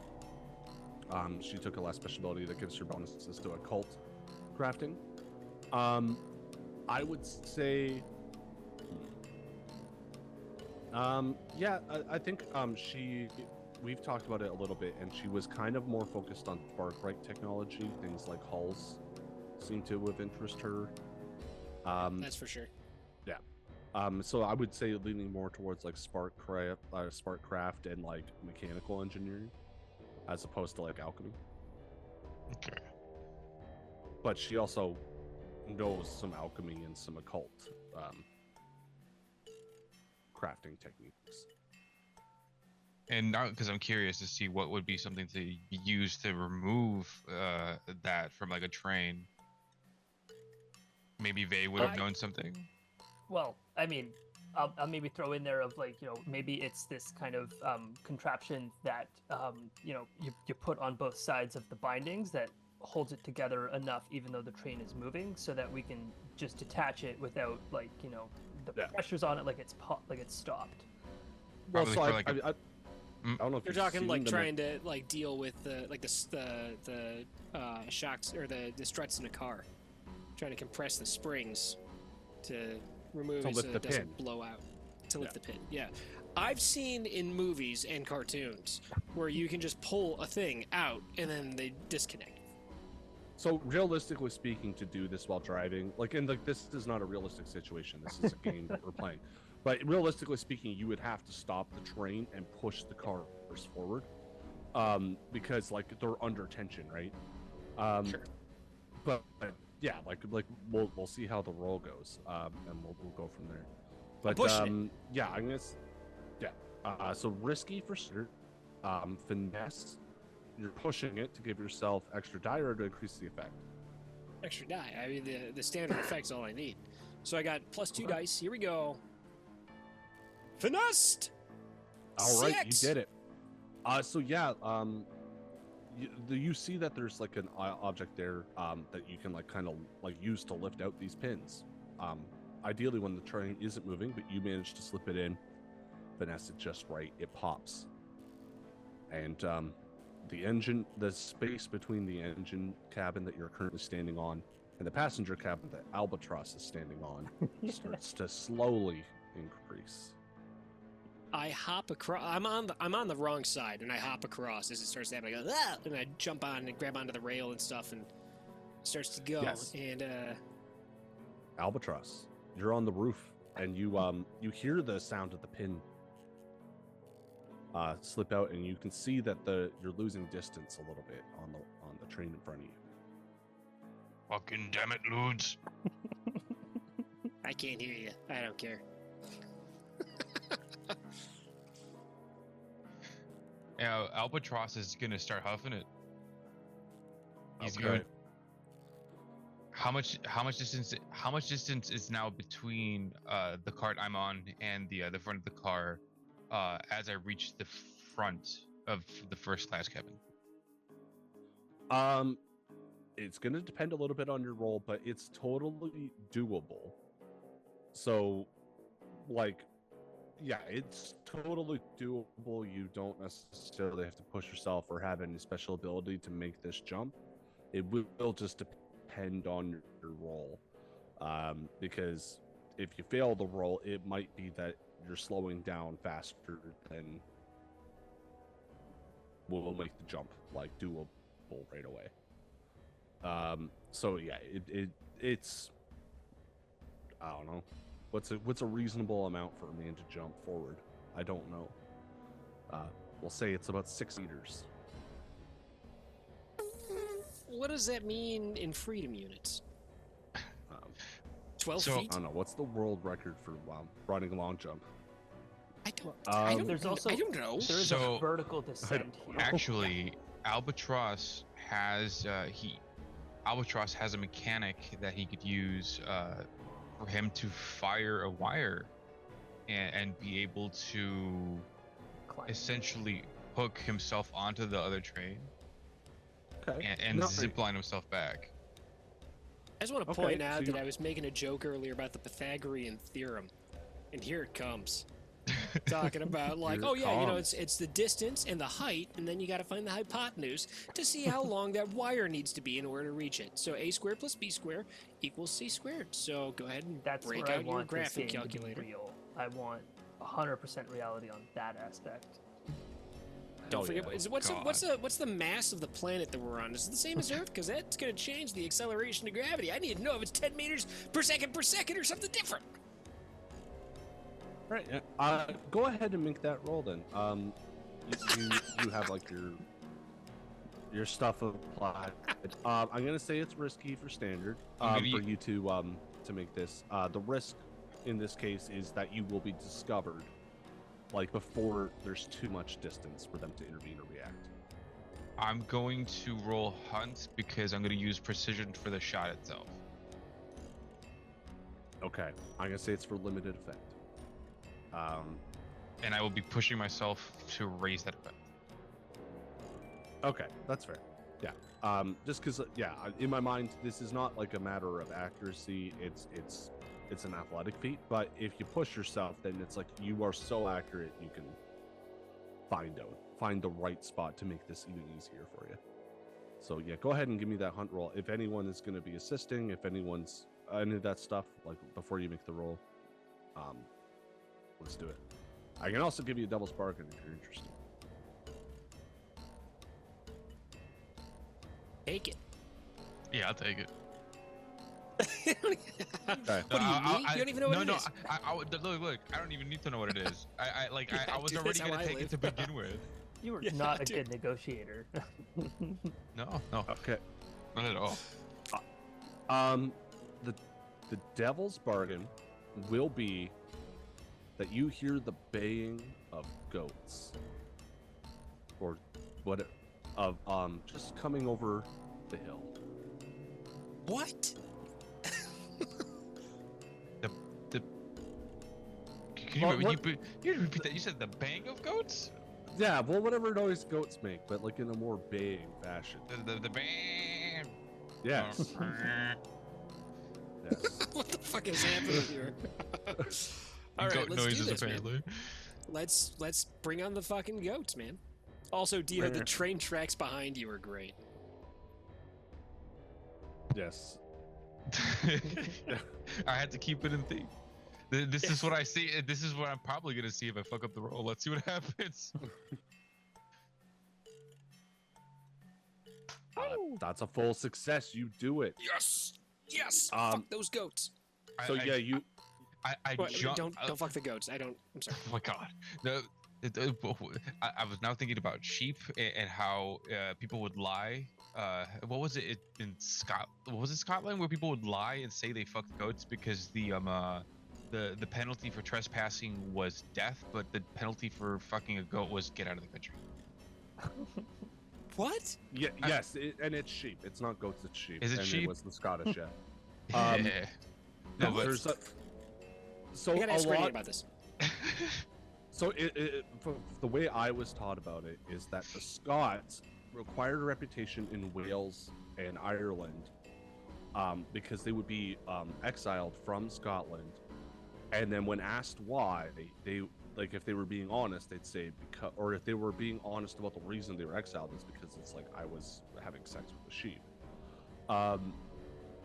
But a lot of times, yeah, like it was just easier to say that and get exiled than to be executed for trespassing.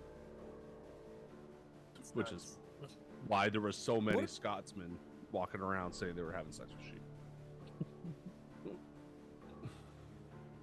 All right. but Okay. but to successfully make the jump, what Albatross is going to do is he's going to in midair, like jump up, fire first, and as he reaches the peak of the jump, the arm will clasp on, or no, the wire will clasp on, tighten, and bring him forward. Yeah, and so yeah, the it's like almost moments after. So like you hear that, the train starts to move a little further away. I'm gonna get rid of the suspicious clock because they are suspicious. Nice. There's no question about what's happening now. As you look to the train, you see that one of the guardsmen that you saw earlier opens up the door, and just a look of shock on his face as he realizes that he's losing the engine. I'm gonna stand and smile smugly while waving. They would cover his face and. Yeah. Albatross is like has a mask on as he's like standing up too. Can I show him my ass? But you do see a couple of things because you did take that devil's bargain. You first of all, you hear a chorus of goats. Meh, they say. So good. Now these are no normal regular goats. These are Sclovani Matterhorns, large What the- goats. Sclovani Matterhorns are large enough for a human man to ride. Horse goat. And so you see a team of these 12 Sclovani Matterhorn being ridden by large. They're not Russian because this is a fictional world, but they're Russian. And they ride both towards the engine cabin and towards the passenger cabins. And so as you're looking to the passenger cabins, you see like 6 of these goats riding over the hill, and then they're riding almost 45 degrees beside the hill, and then a man jumps off and smashes through the window. And you see that man turn, like the guard turn around, and he gets pushed onto the tracks and killed and crushed under the train. And then you hear thuds and smashes, and you look, and there's just like 4 of these thugs breaking into the engine compartment. Oh my god, this would have been a perfect time for a break. Sorry, I had to go to the bathroom, guys. Yeah, you blew it. Now you gotta live it. Now you gotta live in this moment. Oh my god. All right. All right. Okay. How big is this engine car? Is it just like what I'm imagining in my head, where it's just like a little chamber and it's got the There's dudes now inside? 6 people in it, I think. Are they in it or on it? Well, so there's a couple that are probably on top, and there's like 2 that are inside with the people. Width-wise, it's pretty standard, like train width, which I don't know what that actually is, but it's wide enough that like two people can pass each other. This is also quite long because the engineers for these trips, and they would know this for sure, they like almost live on these trains as they make these treks because the distance between the nations is like a week. Like, you know what I mean? Like you travel for like a week at a time. So they live here, they eat here, they sleep here. Yeah, like so these engine compartments are pretty large. Okay, so it's not like what I'm imagining. Yeah, it's not squished, if that's what you mean. Like there's a little bit of room to maneuver, but if you all pile in at once, it can get hairy. I was imagining like a children's drawing of a choo-choo train. Like, oh, so there's a man in there and he can pull on the thing and it makes the noise. All right, so I mean, that's there too, if you want. nice. I don't need to make the noise, but I would imagine this is like a blood-powered noise, so it probably sounds pretty fucking metal. Maybe we'll do it, and I'll have you make the noise with your mouth. All right, let's find out. I'm so good at that. Dude, I can't wait. I can't wait to hear. Those goats were great. I can't wait to hear what the train sounds like. Let's do this up. Here's what I want to do. I've got a cool ability called the Devil's Footsteps. It says, when you push yourself, choose one of the following additional benefits. Perform a feat of athletics that verges on the superhuman. Or maneuver to confuse your enemies so they mistakenly attack each other. Okay. That's what I want to do. I am going to prowl my way in and sneak into this engine car while these dudes are I'm guessing they're trying to hijack the train too. And I want to get in there quietly and basically come up behind one dude and tap him on the shoulder so that when he turns around and sees me, he throws a punch and I dip, duck, dive, and dodge out of the way, and he blasts his buddy in the face and pushes him off the back of the car. Okay. So what do I got? What am I rolling? Risky standard? Am I desperate? This is going to be risky because again, this crew is also not much, but I'm going to say it's risky for standard. You're pushing yourself with standard. Okay, so I got to push, and I will push to make this a great effect. Let's go. Yes, yeah. So this will be to great effect. Okay. Hey, there's another it's six. It's a full success. Did you get it? I didn't see it. So I yeah, didn't see it the works dice. as you do. Oh no, they're here. They're here. I see. I'm gonna refresh. And I see see you rolled shit. 5, 6, and a 3. And Nice. so it works as you said. Like you kind of sneak onto the train. They don't notice you right away. But one of these thugs whips around and he shoots his friend in the face. He shoots him. Oh my. Well, yeah, he had a pistol. So he shoots him in the chest with the pistol, and he falls off the back of the train. So you maybe step out of the way as this man stumbles backwards, holding his chest, and he just hits the tracks and bounces. Metal, very metal. Yeah, so Very I go, hey buddy, and tap him on the shoulder. So yeah, the one that just fired a pistol turns to you. What the fuck? And yeah, he's not really open to having a conversation, but I want to give this moment, like, we're going to slow down the action a little bit because there's 3 of you and we're in the middle of a combat, and so things can happen in seconds. So I want to know what Bay is doing and what Albatross is doing. There's 3 of these thugs basically in the scene. One of them is in the room holding the engineer that was awake. The engineer that was sleeping is awake. Like there's no way that he's not awake right now. I mean, is the engineer, does he look like he's armed as well?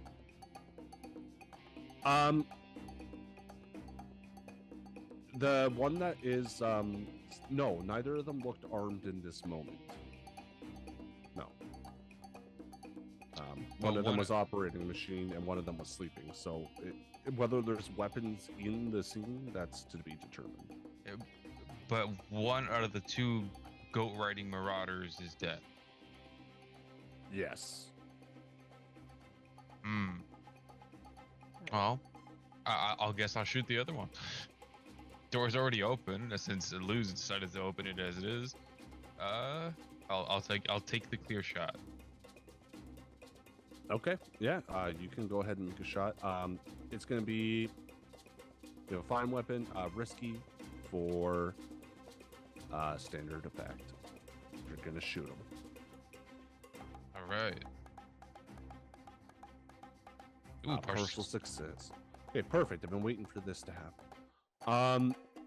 So you shoot him, and his back, like the force of the shot pushes him into like the machine that operates this thing. Albatross, you hear the distinctive caw of the Death Seeker crows. Two people have died in this scene. I forgot about that. And the Death Seeker crows have come. Well, and one is on the train, mind you, right? Because the other one, He's not pushed dead. off. Sorry, I should say he's not quite dead. Like he just got shot in the chest, and while he's not doing great, and he may or may not be a problem, he's not actually dead yet. But the guy who fell onto the tracks, both the guys who fell onto the tracks are dead. And so you see, Vey probably has the best view because he's still not in the compartment. You see that there's like a swarm of these crows, like flying like way faster than you thought possible to catch up to you guys. But then it like parts ways, and the rest of them hover around that slowing down train, where the other. Oh boy. And so we'll call it the Wardens Shall Come. And it's a 4-segment clock. And we'll tick off one segment of that. Well, they're definitely interested in the other card. Yes, yep. It's we're just gonna put a little bit of heat on you guys. Put a little mustard on it. all right. So they entering into the fight is gonna take a blade or two, and I think they're gonna skirmish with the person who is holding the engineer captive, especially wearing, the ticket master uniform. Definitely seems to be the best course of action is to help out someone who perceives him as an ally. Okay. Yeah. So the engineer that was being held hostage, basically. So there's 3 people left. There's the guy that just got shot, and he's not quite dead. Mechanically, he was wearing armor.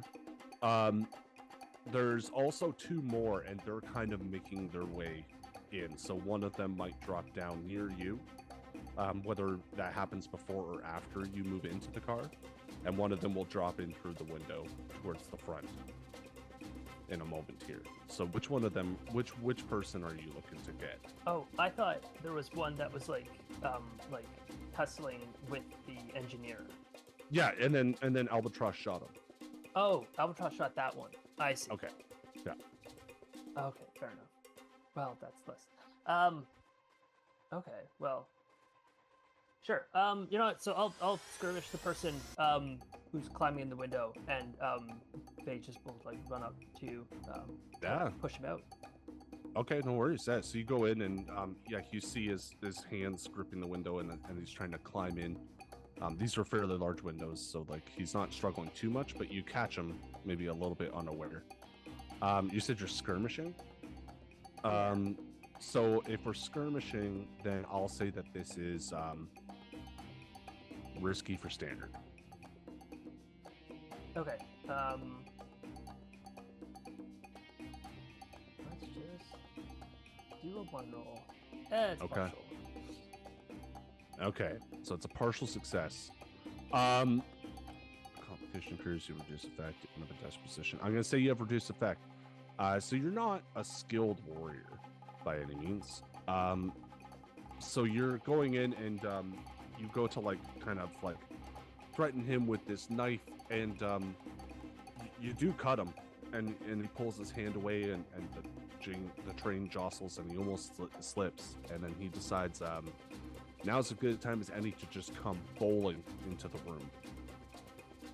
And so mechanically, you did some harm to him, and he's certainly, but he's still ready to stand and bang. And you see him draw out, we'll say it's like a mace. Okay, he's got, kind of like, yeah, just like almost like a homemade mace, like a piece of pipe that he's got. And he's standing there with you. Ludes is here, Albatross is here, and Vey is here. They're ready to stand and bang. The man who was just shot is still kind of holding on to his stomach or his body where he was shot. But the other two, one of them seems mildly injured and one of them seems not injured at all. Ludes, what do you do? Oh man. Much of a fighter. Fuck.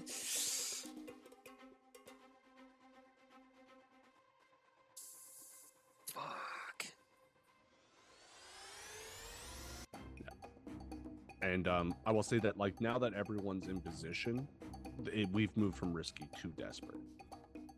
Yeah. I gotta try to do it again. I mean, how many of these dudes are in here? What'd you say? There's three, but one of them's been shot like pretty badly. Like, so he's like maybe out of the fight. Yeah. And then the one guy with the mace has got tiny amount of damage. Not a lot, but I'd like to emphasize his contribution. No. It's not that you didn't hurt him. It's like he can still stand and bang and hurt you because like you haven't. But the other guys in them, like, there's only really 3 stages. It's like full health, injured, or incapacitated. And the one guy is basically incapacitated, but if you roll badly enough, he might hop back in. The one guy is injured, and the other guy is full health. That's the 3 stages of health in this game for NPCs. I gotta try to finesse the one guy with the mace into hitting the other guy with his mace. That's it. That's all I got. I can't fight. So I'm gonna try to do that. And I mean, so this Bugs is Bunny. it. I am Bugs Bunny. Yeah.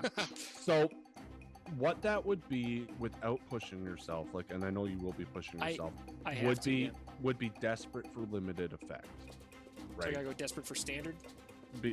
When you push yourself with that push. ability. Mhm. Yeah. All right, here we go. Okay. Come on, baby. Come on.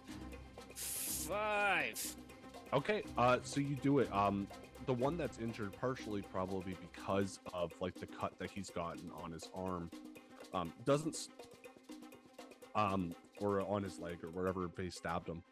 He goes to lash out at you, and you dip out of the way, and he hits his friend in the knee. And so his friend is buckled down, maybe down on one knee, and and I'm gonna tick up the warden shall come by 2, and I've been ticking it up like kind of quietly. We only have 3 slices left on lost opportunity, which is if we reach the point that the track will not diverge to where you need it to go.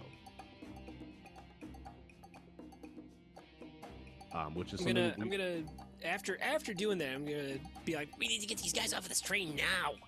And I am going to who's up next? Albatross or Vey. Like, there's no set initiative order. Whoever. I'm gonna set you up. Whoever's next. It's either use dudes. I'm gonna set you up. I'm gonna, after ducking around where the guy clobbers the other dude with the mace, I'm gonna get down on my hands and knees behind one of them, so that you can tabletop them out the back of the fucking train. So So I'm just gonna essentially aid the next person on trying to do that. Or you can ignore me and I'll look like an idiot. I'm happy either way. That's fair. Yeah, so we have 2 injured combatants and 1 basically incapacitated. The engineer is still healthy, but he looks confused as shit. The one that's sleeping, or was sleeping, is looking through, like, he's got like a drawer kind of beside him on the cot that he's like rifling through. Oh. Yeah. Well, so I was thinking with this of using like a command role to get these engineers to be fighting with us as well. Yeah, I love it. Okay, if you're doing that, then I'll say it's risky. There's enough panic around that something could go wrong. They could behave erratically. For great effect, because you've already shown that you're not there to harm them, as far as they know, versus the people who have already actively tried to attack them and threaten them. All right. And I will push myself to add 1 additional die to this. Okay. Okay, we got a partial success. All right. Well, so what that looks like is so Vey will, he'll spin on the spot, looking maybe back into the end where the 2 engineers are, and it's like, like, what do you think you're doing? Like, come on, folks, this is Railjack, 102. We got some people here. All you got to do is follow procedure. Get your ass in line, and like, let's deal with this so we can move on with our day. The one that was rifling through a drawer looks to you, and he pulls out like one of those like blind man sticks. It looks like, Oh, no. but then he like flicks it out, and you've seen Jacob do this as well. It's a fine lightning hook. And so he does that, and he pulls like this like little squeeze trigger, and it starts to arc, and like a snap and pop with electricity. He is ready to rumble. The consequence here, complication occurs now, is, yeah, actually, okay, the consequence here is that the one that hit his friend in the knee that you stabbed earlier, on the backswing after hitting his friend, clubs you in the back for a level 1 harm. Right beside my concussion. Is that concussion 2, or is there... No, he gets you on the back, so we'll just call it getting old. Yeah. Whatever you want to call it, I don't care. It's a level 1 harm. Now you can resist it, so you don't necessarily have to take it. Yeah, I think I'll just take it. That's back problems is, something I'm pretty good at role playing out, so. All right. Yeah. Albatross. You see that these 2 guys are ready to, like, at least one of them is ready to start fighting. The other one is scrambling to find a weapon, or is otherwise defending himself. Mechanically, it's gonna improve your position because you're working with them, unless you turn around and start shooting them or something. Okay. And one of them is set in a position to basically kick them off the train. Yes, Ludes did a setup action to help with that. Yeah, I'm gonna take it. Just huffing it into the train. Albatross will just pop up next to the one that is just now easily set up to get pushed off, and just kick him off. Okay, yeah. So you turn around and give him a boot over Lude's back.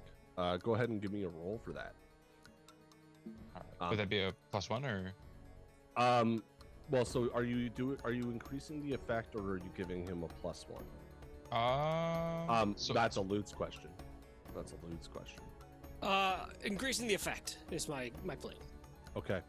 So this will actually be for critical effect, but it's desperate for critical effect. That's new. I've never heard of this Should I before. mark it as great or? Yeah, market is great. I know it's critical effect. It's fine. Okay. Classes and it'll be skirmish. Ooh. Okay. So you do it. You boot them off. A serious complication occurs. A pretty serious complication can occur. It's been long enough. The crows have caught up. You guys took no actions to stop them. We've been dumping bodies this whole time. How do you stop the crows? Well, but You killed them. it's gonna go to the They're crows. bodies, and they're not here. Well, there's one guy dying, and yeah, that's true. But basically what this means is the wardens shall come.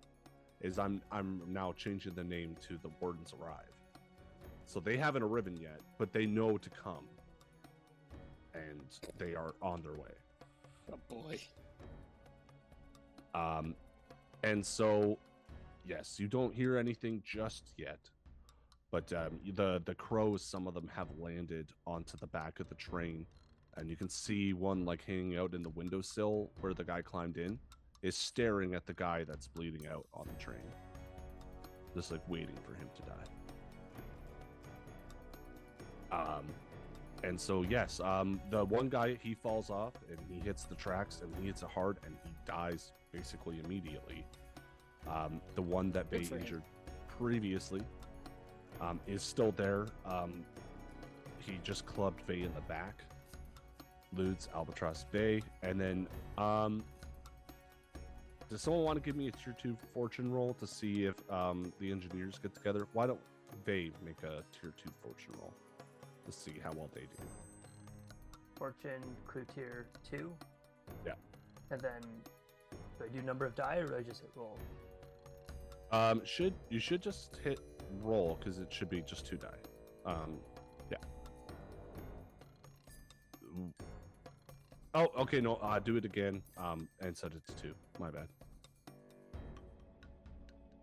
And then crew tier 2. Yes.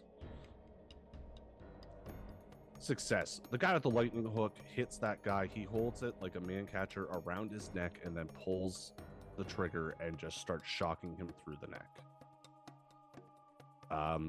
So the last guy is being handled by the one engineer. The other one immediately turns and tries to pull the brakes on the train. Mm-mm.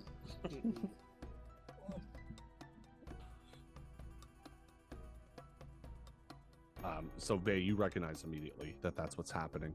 You can call out to your comrades. You can act. Anyone can react to this, but that's what he's doing. Yeah. So I mean, seeing this, Vay's, they're in shock, and it's like, like, what are you doing going to hit the brakes? We got to get out of here. Can't you see the crows? Like, if you want a bad situation to get to a worse situation, I'd keep on that. But otherwise, like, get your hands off there. Let's get out of here.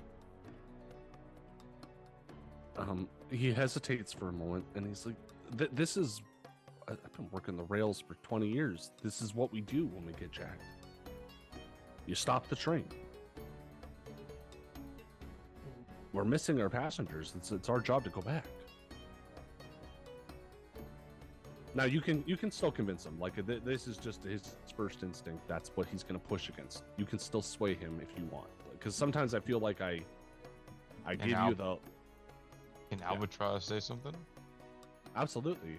You could even assist mechanically if you'd like. He would point out the window and say, "With all the crows above the cars, I don't think any of them are really alive."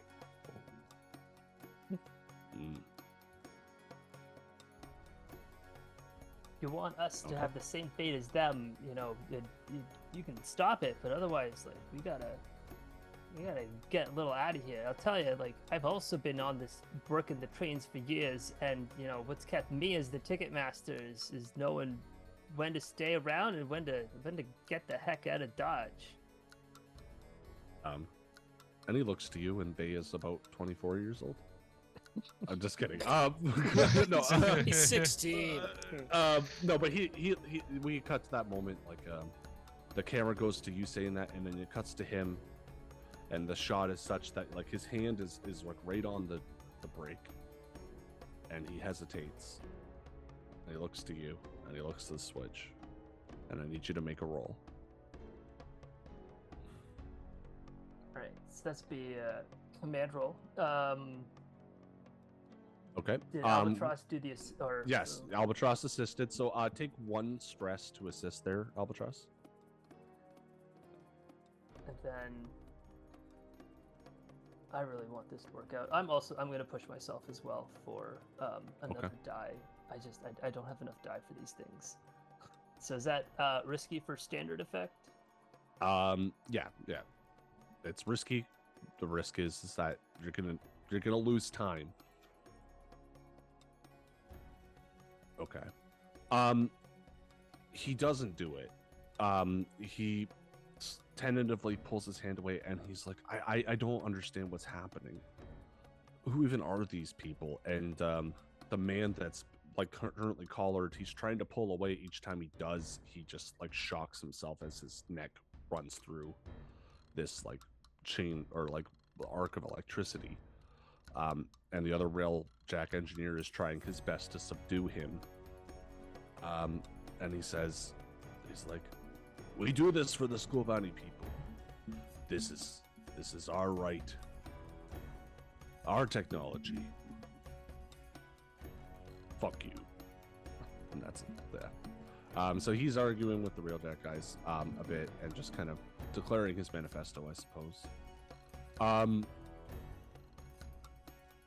Yeah, so the train is going. It's roaring down. The complication is, I'm going to ask you guys. One of these clocks is going to go up by 1.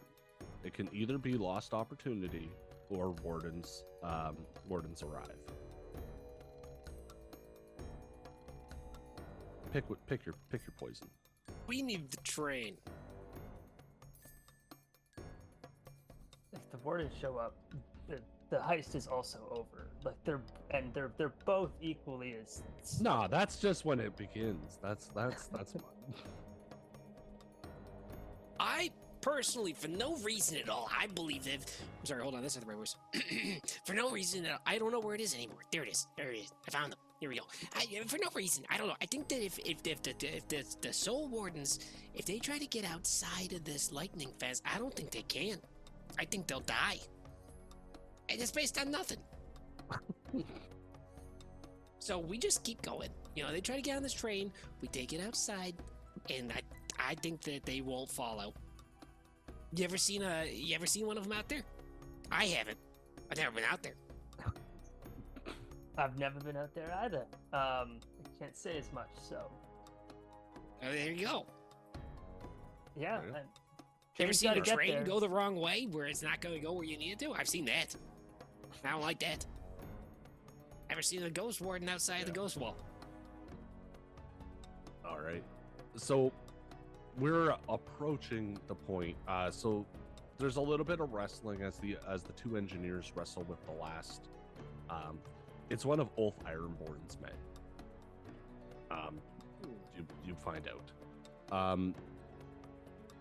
And they kind of wrestle with him, and they manage to subdue him and put him into manacles. There's a lot of rifling through drawers to get stuff. They were really not expecting to be marauded because it's a local, like a domestic travel around Duskfall train, not let's go to Scotland train.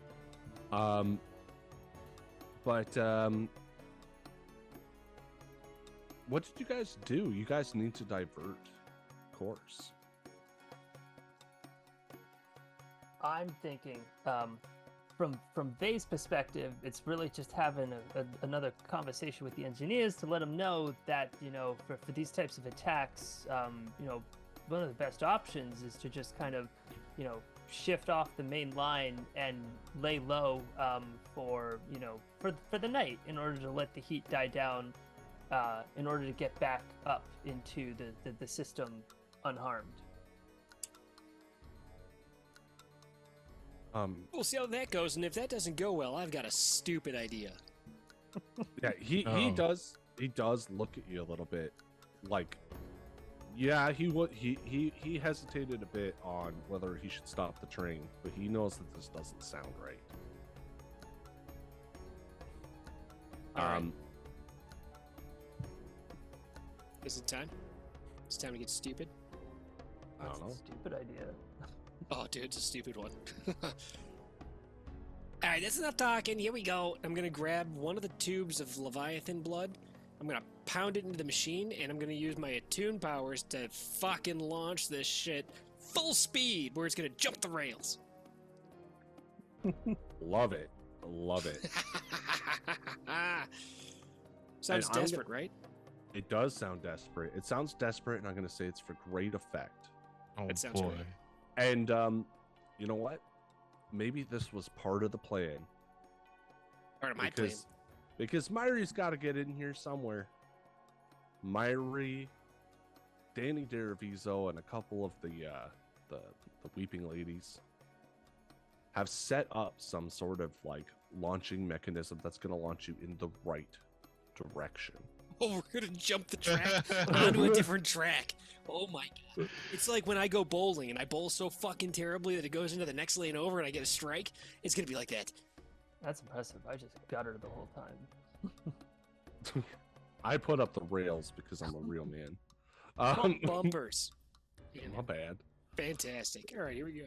Yeah, give me that roll. Now, of course, before we make that roll, we pushing, we assisting. Oh, I'm pushing it to the limit. Um, We're gonna get an extra die on there. Yeah, we'll throw in Bay assistance with this as well. I think, you know, any amount of Railjack information to help out a plan of jumping a train would be helpful. Yep, I think that would be a foresight thing for sure. You and Myri spent a lot of time planning. Holy smokes, that's a lot, It's a guys. success. That was a lot of trash. There was a lot of trash. That was a lot of dice, Wow. a lot of fails. Oh my One six. god. 1-6. Oh my god, that was but like, what- yeah, oh wow, that was almost really bad. He does Oh, it. He man. slams in there. He's like, "Here we go, hold on to your Yeah. butts," and he jams it in, and he starts to, and he pushes out, and he just before he blacks out, he reaches out to the ghost field somehow and squeezes that blood in there with his ghost powers. Then blacks out for a moment, falls, and bonks his head on the wall. Yeah. And as he does, the train almost roars to life. Albatross, you kind of feel your heart rate increase, like almost in time with like the wheels of the train. Vay, you see Myri, and like the rest of her motley crew, running away from something just in time for you all to like leave the ground as this train just flies. And everybody, like the two engineers and the guy they have captured, are like, what the fuck are you guys doing? And then it lands, and it worked. It worked. There's a little bit of like, is the train gonna teeter? But it eventually lands, and you guys are on the tracks to the Lost District. We'll even say that you guys are going so fast that you burst through the lightning barrier. Oh, yes. And the engineer is like, holy shit, you need to turn on the lightning barrier now. I hope somebody knows how to do that. Oh no. Oh shit. Oh, no, we're gonna have ghosts, guys. We're gonna have a lot of ghosts. Can Hey, you ever- I roll a? Would it be? Let's see. What? It would be fiddle or tinker. Fiddle. Yeah, it's a tinker roll, for sure.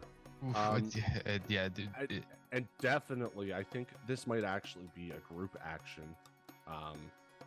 If you want I'm to out. see it, I bonked my head. I got a few seconds before I come to you.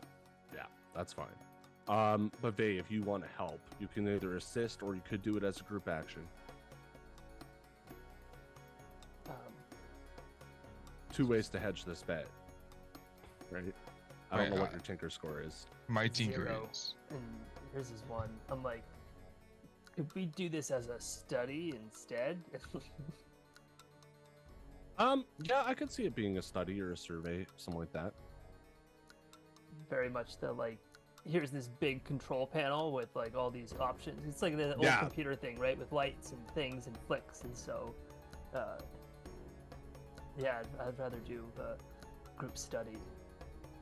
Well, it's one of those old mechanisms. Like it doesn't have lights on it, and it doesn't have like a screen anywhere. It's just like 1,000 silver buttons. Like, you know what I mean? Like those little toggle switches. Yeah. Yeah. Yeah.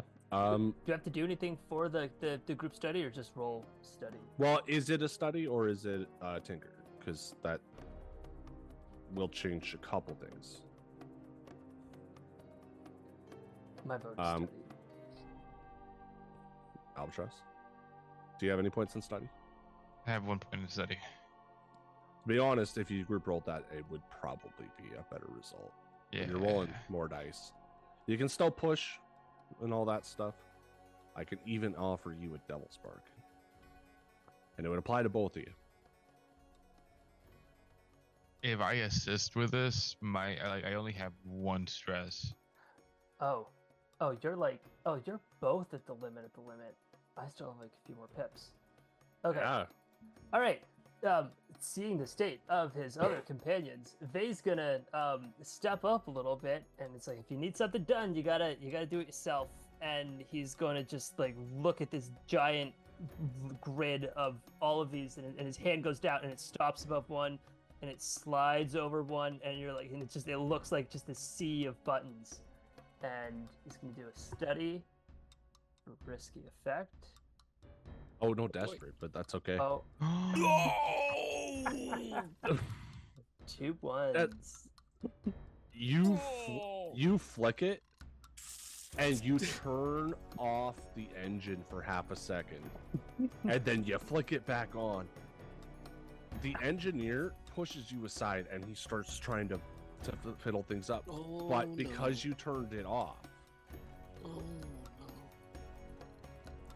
no. it goes. And I'm going to tick up 3 sections of this warden's will arrive. Did And I do so that? you see a man on a horse screaming, wielding 2 flails with the heads of like giant pit bulls on the end made out of cast iron. Holy shit. And he looks a little something like Oh my god, you got a picture of this? this.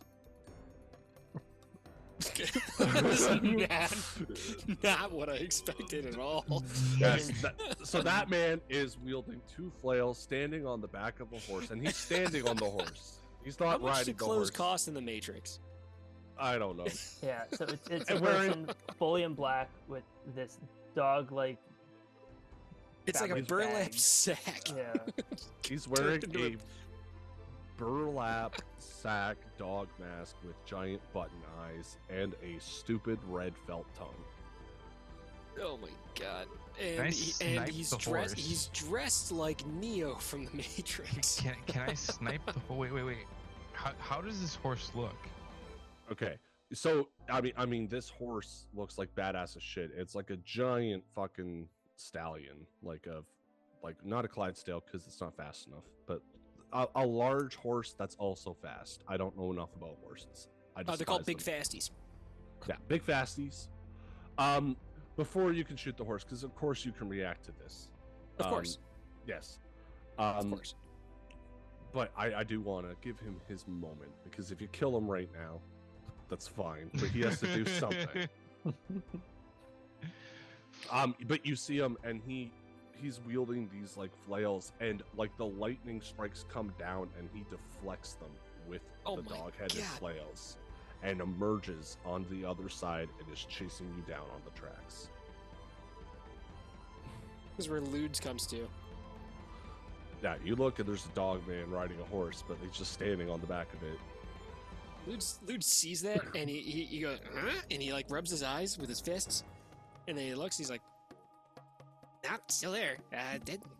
The fuck is that? Is that guy from the Matrix?"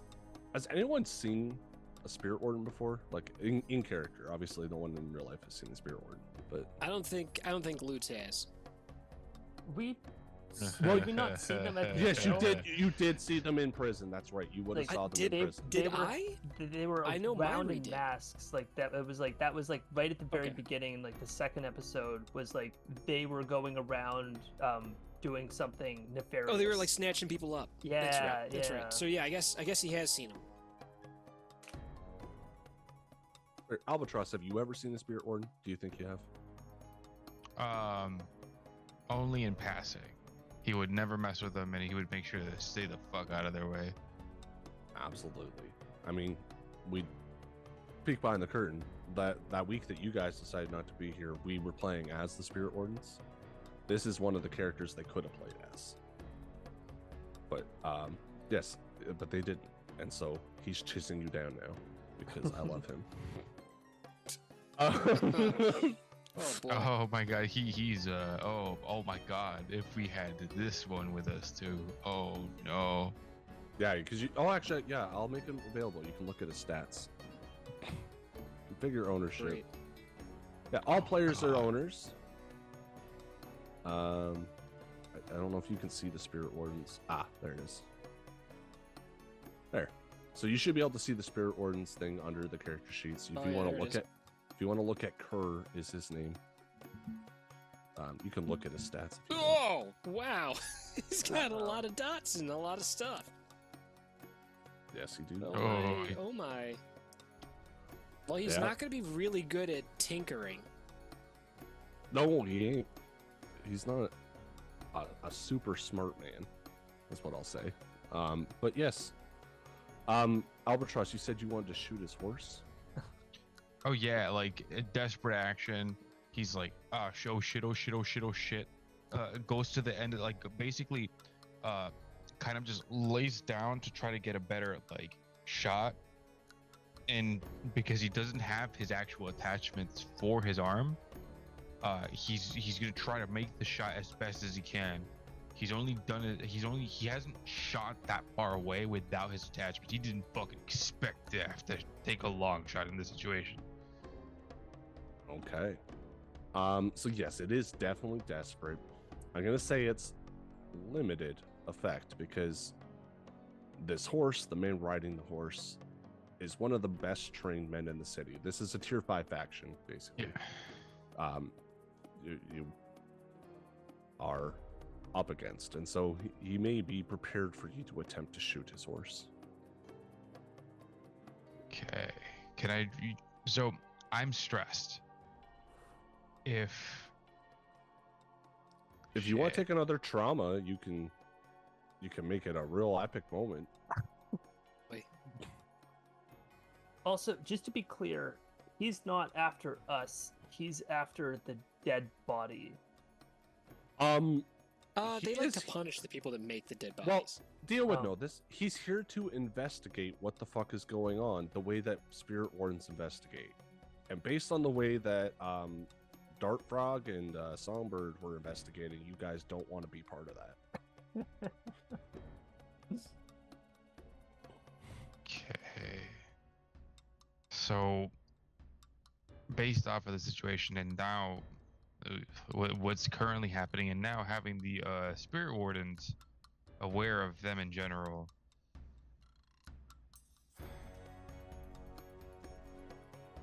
here's what's gonna happen. He's gonna take the shot with Hunt. he's gonna take the stress, so he's gonna get a trauma, and that trauma is gonna be unstable. Okay. Yeah, I love it. Okay, so go ahead and give me the roll. Before you roll, is this something where like I still have enough pips that I can assist and still be technically in the green? Would Yes, you like yeah. assistance on this? I don't know how, but we need to workshop it in. Honestly, you could throw a rock at the guy. That might be enough to assist. Like, I don't know. Like, you can do anything you want to assist, but you should assist. But that, because you're gonna take the trauma, I'm gonna move the effect up to green. It's still desperate. There you go.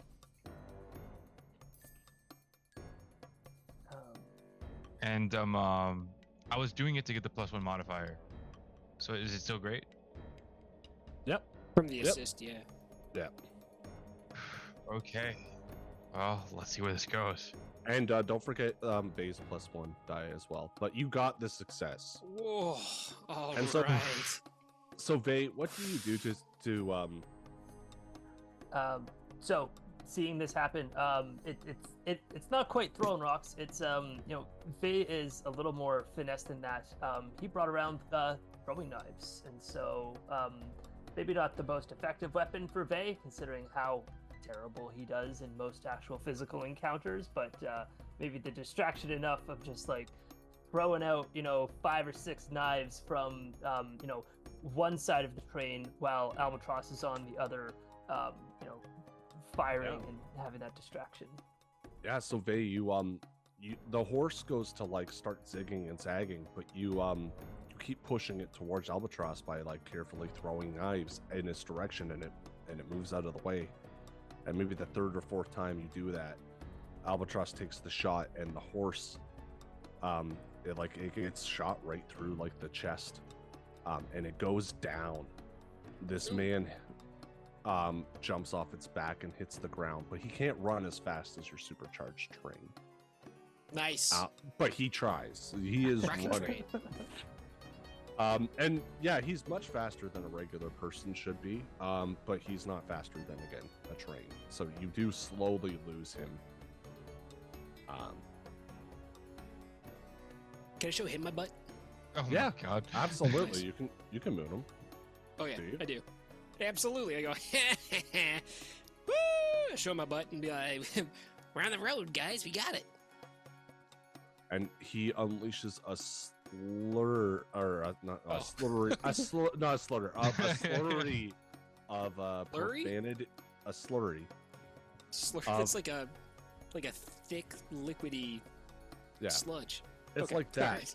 made out of profanities. Yeah, he just starts screaming like unspeakable things to you, just like terrible things he wants to do to you. What I like stuff I actually don't feel comfortable saying on the podcast. I'll say that. Okay. Which is why I'm not saying it on the podcast. Use your imagination. Use your imagination. No, I was like, what would he say? And I'm like, I'm actually like kind of not half drawing a blank, and then immediately came to mind something I absolutely cannot say on the podcast.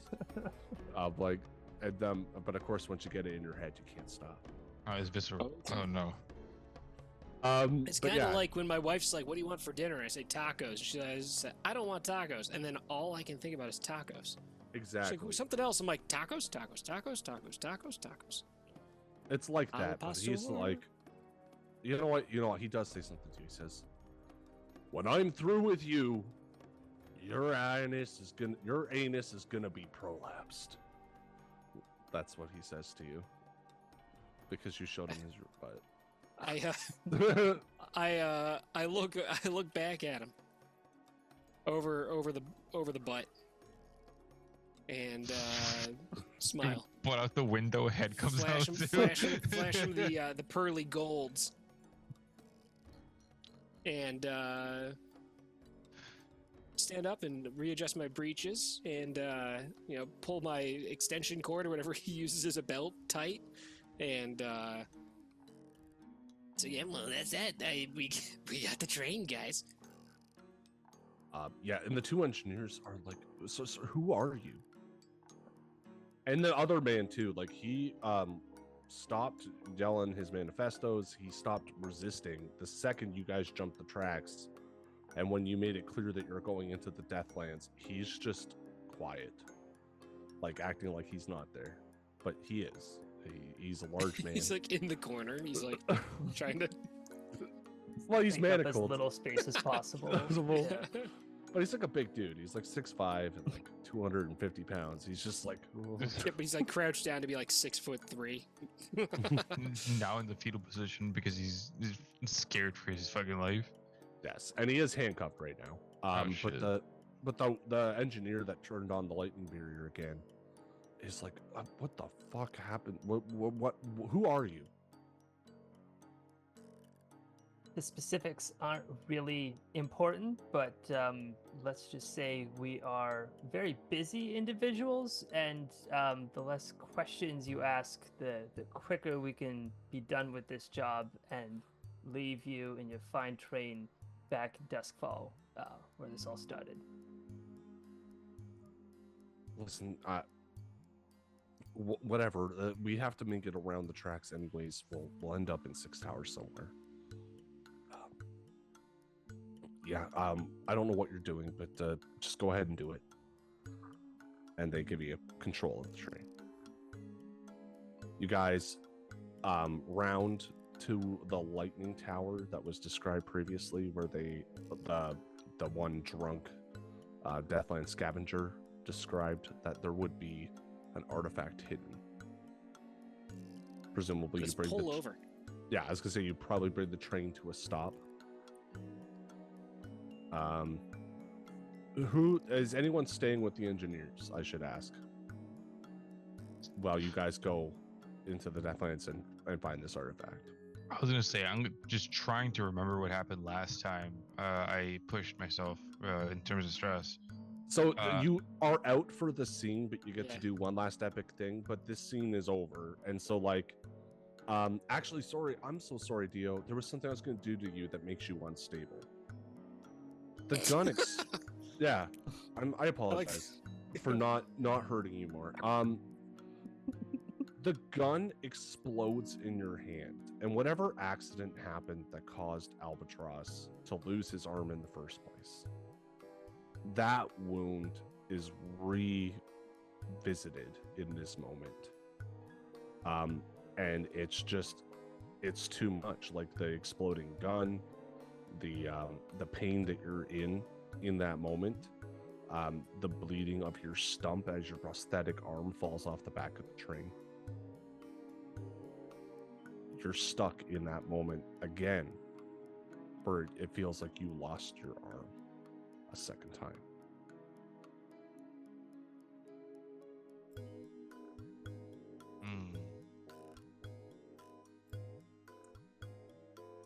Sucks to be you, dude. Or when you get back to town, you can get a new arm. I'm not taking your arm away from you forever. I'm just. So Albatross is staying with the train, right? Oh, Albatross is hearing. Yeah. Albatross is living through tinnitus right now. Yeah. But you are cognizant enough that if something were to happen, you could react. Like if you feel you need to step in and start doing mechanics, like that's something that can happen. But narratively, you're just in it. Luz and Vey, you go out to the base of this lightning tower. You see like a pile of stones and what looks like a freshly dug hole. And you maybe grab a shovel, or you brought a shovel or something, or you dig it up one way or the other. Inside you find like a mummified hand. I'll take it. You touch it. Oh yeah. I'm Okay. gonna raw dog it. Okay. You pick up the hand and it closes around yours, like you're holding Just like hands. in a handshake. More like you're holding hands with it. Okay. Yeah, and it kind of like it shifts and it moves. and it hurts a lot no. as it starts drawing your like more demonic traits. Your beard starts to grow into long, spindly twigs across your face. You are consumed with a rage. You're seeing nipples. I thought it was No, consumed by nipples. I mean, you probably are, but you're wearing a shirt, so I'm not going to describe it. They overtake my body. Areolas. All of my eyes. That's right. My eyes are replaced with nipples. But no, you do feel a rage, and in this moment, you know that you should bite and consume Vay's flesh. And if you don't want to do that, I need you to make a resistance roll. Oh man, I don't want to do either. Fuck, dude, I got 1 stress left, so I'm gonna wipe out. Here we go. Let's wipe out. You don't have to make the resistance roll. Like, a Vay can probably take it. I'm just saying. This is real talk between players. This is real talk between players. I mean, like, I know you don't want to bite Vay, but also, you know, you did just. Do you want to take another trauma? Yeah, like last time. Yeah. Oh, what are the options for traumas? Maybe there's something fun that makes sense about him wanting to eat people. Let's go. Unstable? Viscous? No, that's just vicious. That's a pretty vicious thing to do to someone.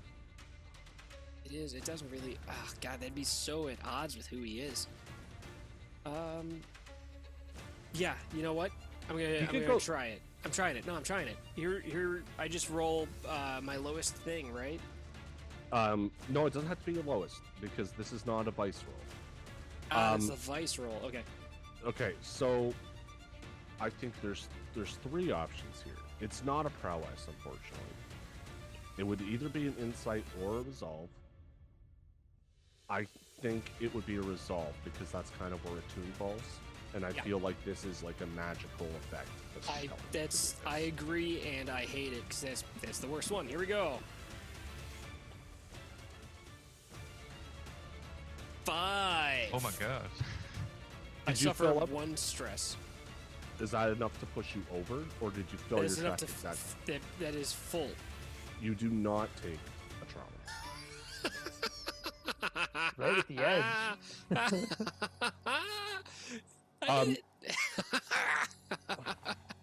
Yeah. Holy in shit. this moment, Vay, you see Lude's like convulsing. His body's changing a little bit, like his more demonic taints, which Adam can speak to better than me, increase and become more prominent as this hand grips onto him, and for a moment he goes to charge at you in like what appears to be a very violent way, and he manages to throw himself to the ground and stop himself.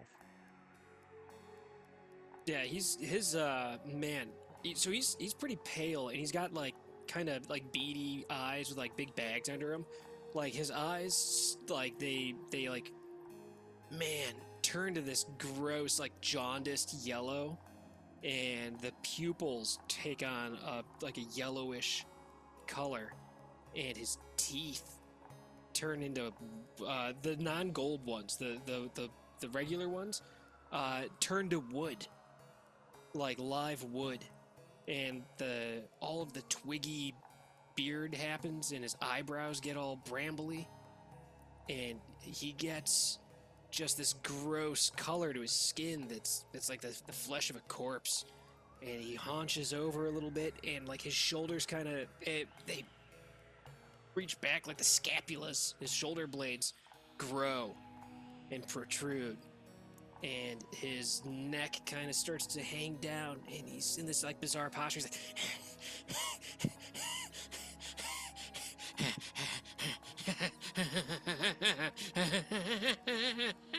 he starts running towards you, and he's like, I just gotta take a taste, just a little taste is all I. No, No, don't.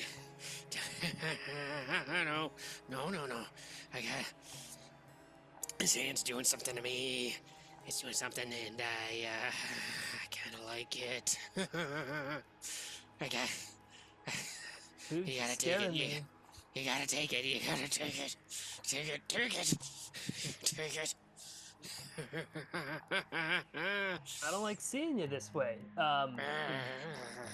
He's gonna grab a box or something, like just grabbing the artifact away without touching it, apparently. Well, you could try to touch it, Bay. There's maybe something different about him, but you don't have to. Yeah, you do manage to take it away from him. Like maybe you take one of your knives and flip it onto the ground, and then find a box to carry it in. And you no longer feel the compulsion, but yeah, those changes, like the aspects of you that are demonic, you're gonna have to do your grooming to get back to normal on that one. Oh yeah, I'm sure he can trim all the bramble stuff back, but like the eyes and the hunchedness, that's not going anywhere. And you have acquired the hand of Kotar. As you climb back into the train, you ride it. It's no longer going full throttle, as the engineers ding to drive it themselves and have turned back the amount of fuel that's going in. You get to 6 towers, and they as soon as you're through the lightning barrier, they stop the train and say, "Listen, just don't hurt us. I'm gonna report everything I saw, but I don't know who you are. Let's leave it that way and just get out." That sounds fair to me. And we maybe a little less confidently, and heads not super high, but we are able to make our way back. It's like you did it, but you just kind of did it. Yeah. They, like, you have Albatross, and I won't speak for how he's acting, but Albatross is there, and Lutz is as well.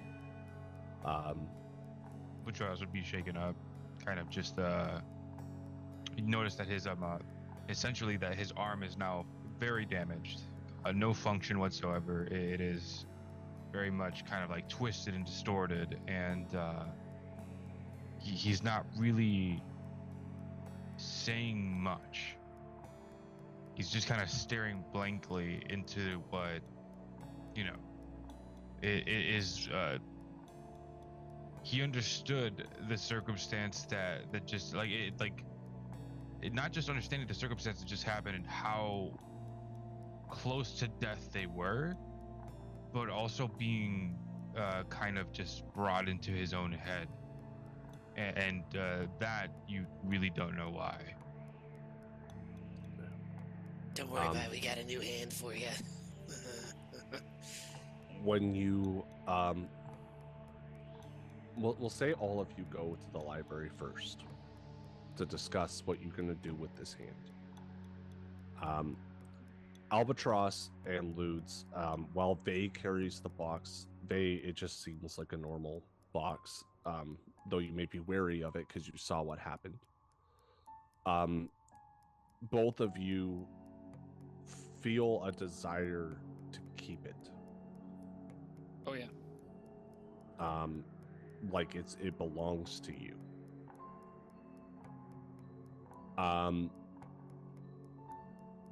And when you part the sheet, you see a man, head to toe in tattoos. You recognize him. Is sitting beside Myri. He's got a book that he's reading. He's leaning back in the chair, and he's holding a pistol. And I am gonna pop up this guy because you've seen him before. Oh, I don't like that. I don't like that I've seen him before. Is it Bear? No, it's gonna be the guy from the first episode. It is. Oh, It's this the guy who spoke to you at the end, after your meeting with the Circle of Flames. It's not the guy I thought it was. Yes. This is yeah, actually I don't think he gave you his name last time, but you know that he's a member of the Circle of Flames. You also know that he's very likely a Path of Echoes member. And he is holding a pistol in the general direction of Myri, who is sitting there, and we'll see how she feels about it when she's here to speak for herself. Yeah, Oh, next week.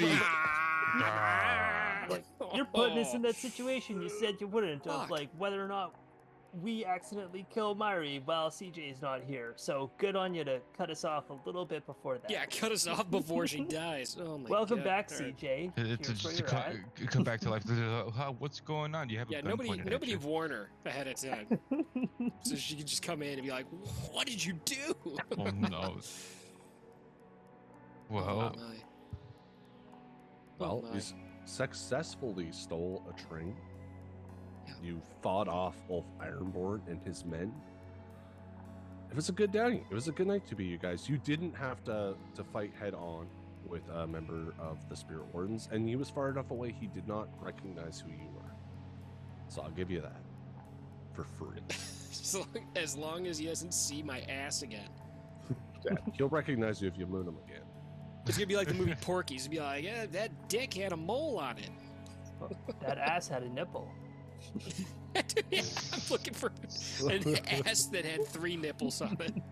You see him just bursting into taverns across the city. Show me your ass. Okay, so I will peek behind the curtain because he is not going to be a reoccurring villain. Anytime you meet with the Spirit Wardens, I actually have like 8 of them like ready. That's And too it many. depends on. Well, it's because I like them and I keep making them, like just for fun. But yes, there are quite a few that like you could run into. You're not going to see this guy again, so I'm going to tell you his name is Kerr. He is he's a cutter that specializes in fighting ghosts and spiritual matters. But also he's incredibly stupid. And Good. he actually does spend the next week, if we cut to him, bursting into taverns demanding to look at people's assholes. Yes. And he's wearing this dog mask, and he just kind of comes in, and like people are like, "Sorry, what?" And he's just like, sniff your butt. just a dog mask that gets really close. exactly. And like, yeah, he just throws their heads down, and he pulls down their pants and parts their cheeks, and he's like, "This isn't the one," and he throws them across the room. And he's like, "You next." Dude, if this doesn't make into the newspaper, I'm gonna be so sad. Spirit Warden goes into part 6 with this. No butthole safe. Spirit Warden dog trying to make friends. Barking up the wrong tree. Yeah, there Oh my you go. God. Oh, Have shit. you seen this butt? And just like a drawing of a butt with some nipples. So very quickly, Oh my because it's fresh in our minds. I know we're running Let's do just a hair experience. light.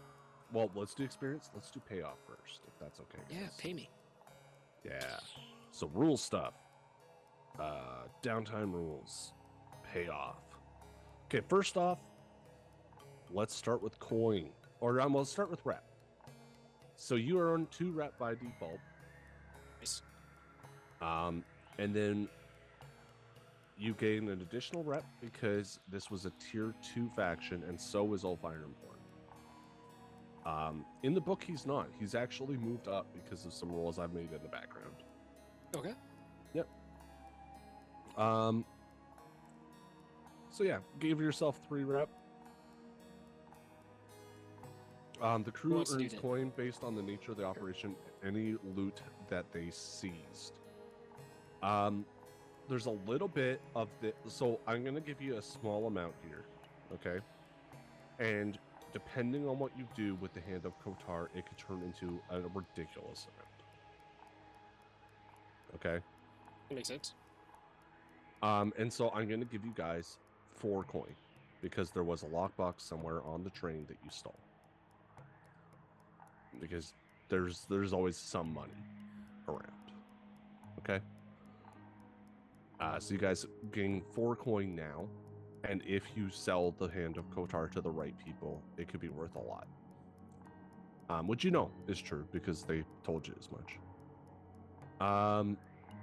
Then we go to Heat. I'm going to show this to players, and I want you to tell me. Are you just like rubbing our nose in it right now? No, I want you to tell me what level of Heat you guys think you earned. Because this could push you over, I think, if I remember correctly. Yeah, And I don't want to be the 4. only one to make that call. Well, 2 heat if a killing was involved. Yes, you do take 2 heat because even though you didn't kill that many people died. It still happened. Yep. So by default, 2 heat. So I'll add 2 heat to the sheet here. And then it's a matter of how chaotic and loud or contained this was. Yes. So it was mostly real contained. Yes. Until I will say I feel like Rocket Elf Train. Ironborn did a heck of a lot more loud Yeah. and chaotic, and Absolutely. Yeah. No, he did, and that's I do want to be honest about that. A lot of this is going to get blamed on him. Yeah. Which honestly in Albatross's mind was like oh, they're causing a ruckus. This is perfect. Yeah. Yeah. I Like think so, it's definitely not a 6. I'm hesitant to say it's even a 4. Yeah, I think 4 total because of the +2.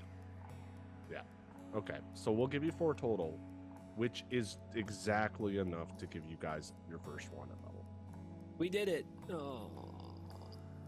Okay, we will roll entanglement next week after we deal with the Path of Echoes incident. Fun fact, I've been rolling in the background and you guys have just lucked out. Ever since the first session, I roll to see if the Path of Echoes find you. There's there's been a 6-segment clock, and they've been rolling shit on it, and that's why it's taken so long for them to find you and interact with you. We need to kill them. This is gonna be where I bring in that other character. Mayhaps. But we will very quickly go over XP. Let's talk about XP, guys. Albatross, ready? It's really for me. Okay. Did you address a challenge with tracking or violence? Hell yeah. Oh, absolutely. 2 XP. Boom, doubles. Did you express your beliefs, drives, heritage, or background? But it expressed me. I will give you 1 for that for sure.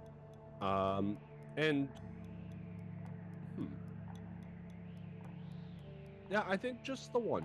Just the 1 for now, unless you think of you're thinking of a second incident that you can think of. Because I don't remember everything. My memory's not perfect. A lot going on this side of the screen.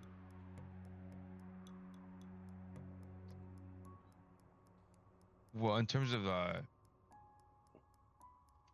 I guess taking a shot against the Spirit Warden, I like just it is very contradicting to how he would actually want to operate. But given the necessity of this and now what they've actually found, it has given him a bit more of a clarity or like a reassurance of that this might be the right place he needs to be at. Okay. Yeah, you know what? I'll give you 1 for that because shooting a Spirit Warden is a pretty big deal. It actually isn't going to come back to bite you in the ass on this one. I'm just going to be upfront. Because the Spirit Wardens are one of those things, I can leverage them against you on almost any score. They're frightening enough without them actively trying to hunt you down. And you have enough enemies. So they're not coming for you necessarily. If you keep messing with them, then they will. But you struggle with issues from your vice or traumas during the session. I mean, you acquired a trauma. Absolutely. Did the obsessed one come up at all? That's kind of one where I don't necessarily know how you're playing that, so I don't want to say no if you were playing it and I just didn't notice?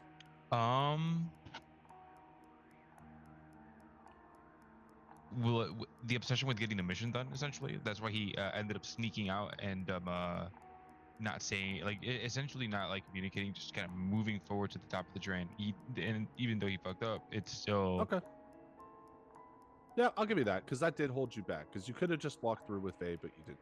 And yeah, that caused other issues. So we'll go from there over I to also lunch. have another EXP trigger, Oh, that's right. Tell me about it. Vengeful. You gain an additional EXP trigger. You got payback against someone who harmed you or someone who you care about. If your crew helped, you get payback. Also mark crew XP. Also mark crew XP. Do. I mean, that fight, I don't have every single action memorized on what happened, but did it happen? So one of them, I know. What was it? They got hit in the back by the Elf Ironborns, and then right after Albatross kicked him out of the train. Oh, that's right. Okay, I love it. Yeah, and I'll say that whole thing was kind of a fight, so I'll give you the crew XP because crew XP is fun. So yeah, give yourself an XP for that there. Albatross. Going over to Ludwig, you address a challenge with stealth or evasion. Definitely. Yeah. Oh yeah. Definitely. I would say 2 XP for sure. Cool. You expressed your beliefs, drives, heritage, or background. One right off the bat for being a Taikarosi who touched the hand of Gotar. Yeah. Beliefs, drives, or background. Do you think that came up? Actually, yeah, I do. You risked. You so strongly didn't want to hurt Faye, or at least didn't want to become a cannibal, that you risked becoming traumatized. I'll give you an XP for that. Okay. You struggled with issues from your vice or traumas during the session. You were definitely reckless. Yeah. So I'll give you an XP for that. Okay. Vice, no, but Yeah, it didn't really come up. no. Okay. And we go to Faye. You address the challenge with calculation or conspiracy. I would say so. I think taking position of the ticket master and trying to talk his way through as many situations as he can is the type of conspiracy work. And again, like I gotta apologize to Ethan here. When you do some of the stuff that you do, it makes me take obstacles out of the way, and I keep forgetting to tell you that I'm doing that. So, like, getting through the noble train without the cover that you established with that flashback would have been a lot more difficult.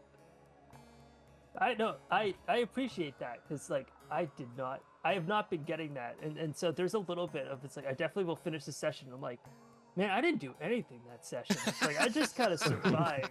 It's like, no, but it's because narratively it makes the next thing not a big deal. Yeah, like it's a very spidery thing, and I have to get better. I have to improve to make sure that I'm putting things where they need. Like I'm letting you know what effect you have, because so often you'll do something and then I have to like backpedal and go like that's not a thing anymore, and then like I'm like improving like new obstacles and often more violent obstacles. So like you're both making it easier and harder. I'm just kidding. Look at our stress levels after this game, this session. Yes. Max. Well, I mean, you stole a train. That's a very stressful thing to do. I'm just going to point that out. You expressed your beliefs, drives, heritage, or background. I think 100%. I think there was tons of train facts that came out of that session. Oh, yeah. Your best friend, Edwin. You better make a character sheet for him. I think he's got a position coming back in. If you want to play as Edwin in the next session, you can. No, I want you to play as Edwin. I want more interactions with Vay and Edwin. Oh my god, I just want him to be just rambling about like stamp collections or some fucking bullshit. Did he just find out where we were and he never left afterwards? He's just like, He's like, oh, this is an interesting book. Did you guys know that this book was written actually first in a different country and then they translated? You know, I can translate some of this back to the languages from here. Let me et tu and meritus. Like, just. Do you know that the rocks, when you lay the rail line, are different grading? Here, let me show you how they've changed over the last 12 years. It's really interesting. it's like, Edwin, when did you fucking learn Piglat? It's like, when did you become Can I an just engineer? I'll be honest. One of my clients is Edwin. His name's not Edwin. But I had a conversation this week with the guy where I was like, I'm bringing this to the game because I want to put that. I was gonna ask energy. you how you Oh my did God. so good with that improv. Of like, I'm like, you're not that boring of a person, honestly. Like, how do you pull Oh, that out? God. You ever and did you- can your own tomatoes? I can tell you all about the process. Sorry, I should have waited until you finished your drink. I mean, every once in a while I get bored like that, like, because I'm a very country guy, and like I've been living here for a little bit. Again, like I left and I came back, and now that I'm back, I'm like really into the boring farm shit. So I do my own pickling, and I can tell you Do about do. it. Oh, good for you. Pickles are Yeah. good. Well, actually, I pickle beets now. I consider those pickles. They're not. What the fuck? But they're Pickles are pickled cucumbers. Have you The- pickled radishes? I know I right. haven't, but anyway, sorry. I'm bored of this conversation. You did it. It's working. All right. Final with XP. There was Vice and Traumas. I don't think so. No, I don't think so either. And so I'm very quickly going to go to Crew XP. Did you advance the agenda of your deity or embody its precepts in action? Your deity did not ask you to do this, but you did have the bound in darkness moment. Oh yeah. And so I'll give you an XP for that, because you are becoming closer to your deity by allowing yourselves to be closer to each other. Did you contend with challenges above your current station? Yes. Twice. So 2 XP. Nice. Did you put in the XP for the Yes, helping? I crew? did. Oh, that one's there. Okay, so Yeah. three more. There we go. Good. Okay. Bolster your crew's reputation or develop a new one. Certainly an ambitious score. Yeah. I would not say it was particularly occult, at least in reputation to the people around you. Did you express the goals, drives, inner conflict, or essential nature of the crew? I think so. I think this is the biggest heist we've pulled off. Yeah, I would say so. I mean, hell, you could have kept the train, and I was going to give I you a was lot of hoping gold to. for it. I was hoping to keep it and just have a train. Go wherever But you we left want. the engineers alive. I don't know what to do with that. You know, you win some, you lose some. We'll get it That's again. fair. We'll get it again. We'll steal another train. I know how to do If it. now. anything, it helps give us a good reputation, I suppose. Does it Yeah, like that- lower us the rail jacks quite so much? It's pro- less detrimental. Well, I mean, we didn't. I mean, given the No, story we, of what we fucked him happened, over. We fucked him over. Yeah. You did. Yeah. Yeah, we and fucked him. there's two, like, you took people into the Deathlands, which itself is like that's probably one of the most terrifying things those two people ever experienced. The third guy as well, actually, the old Fireborn guy. He didn't speak for the rest of the time, and it was mostly because he was like, I don't know what's wrong with these people, but I do not want them to pay attention to me. Oh, yeah, my um, mutant ass got it's back on like- the train it's after like- picking that thing up. he thought, it's Yeah. like, I thought I was the problem. No. Yeah. Though that guy points at fucking. I'm just a junior grade terrorist. Like, these guys are the real deal. These guys hopped a train to go to the Deathlands with No, no understand. understanding. We made the train hop. It's not. It's a different kind of hopping trains. Yeah. But yes, we have our XP all figured out. We are going to resolve what happens with this man with a pistol in your lair. He's in your home, guys. Their base shooting their dudes. Well, he's not shot anyone yet. I'll say that much. Good. Spoilers. I was all right. Fair enough. Maybe he shot everyone. I don't know. But yes, with that all being said and done, we are at the end of our session. Everyone, enjoy your evening. Enjoy some RC Cola. Sign up for the Patreon so that we can buy some RC Cola. Ooh.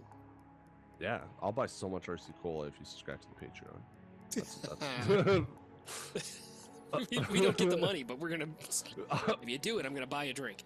That's true. I don't get the money. We haven't hit those levels yet. But you know, I will buy some RC Cola and I'll bring it to Gen Con. How's that sound? Nice. All right. And with all of Nice. that being said, nighty night to the loop. It's slower and slower. It gets better every time. Toodaloo! Oh. It's so aggressive. Excuse me, I said.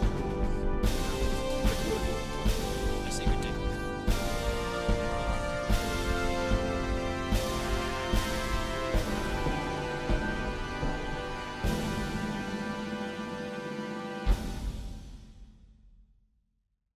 Ladies and gentlemen, we're back. Elvis is a pedophile. No, I'm kidding. Dude, you gotta keep it in. You gotta put that in there. Or maybe at the end, at the very end. Like, ladies and gentlemen, Elvis was a pedophile. He died on the toilet, but man, he should have died earlier.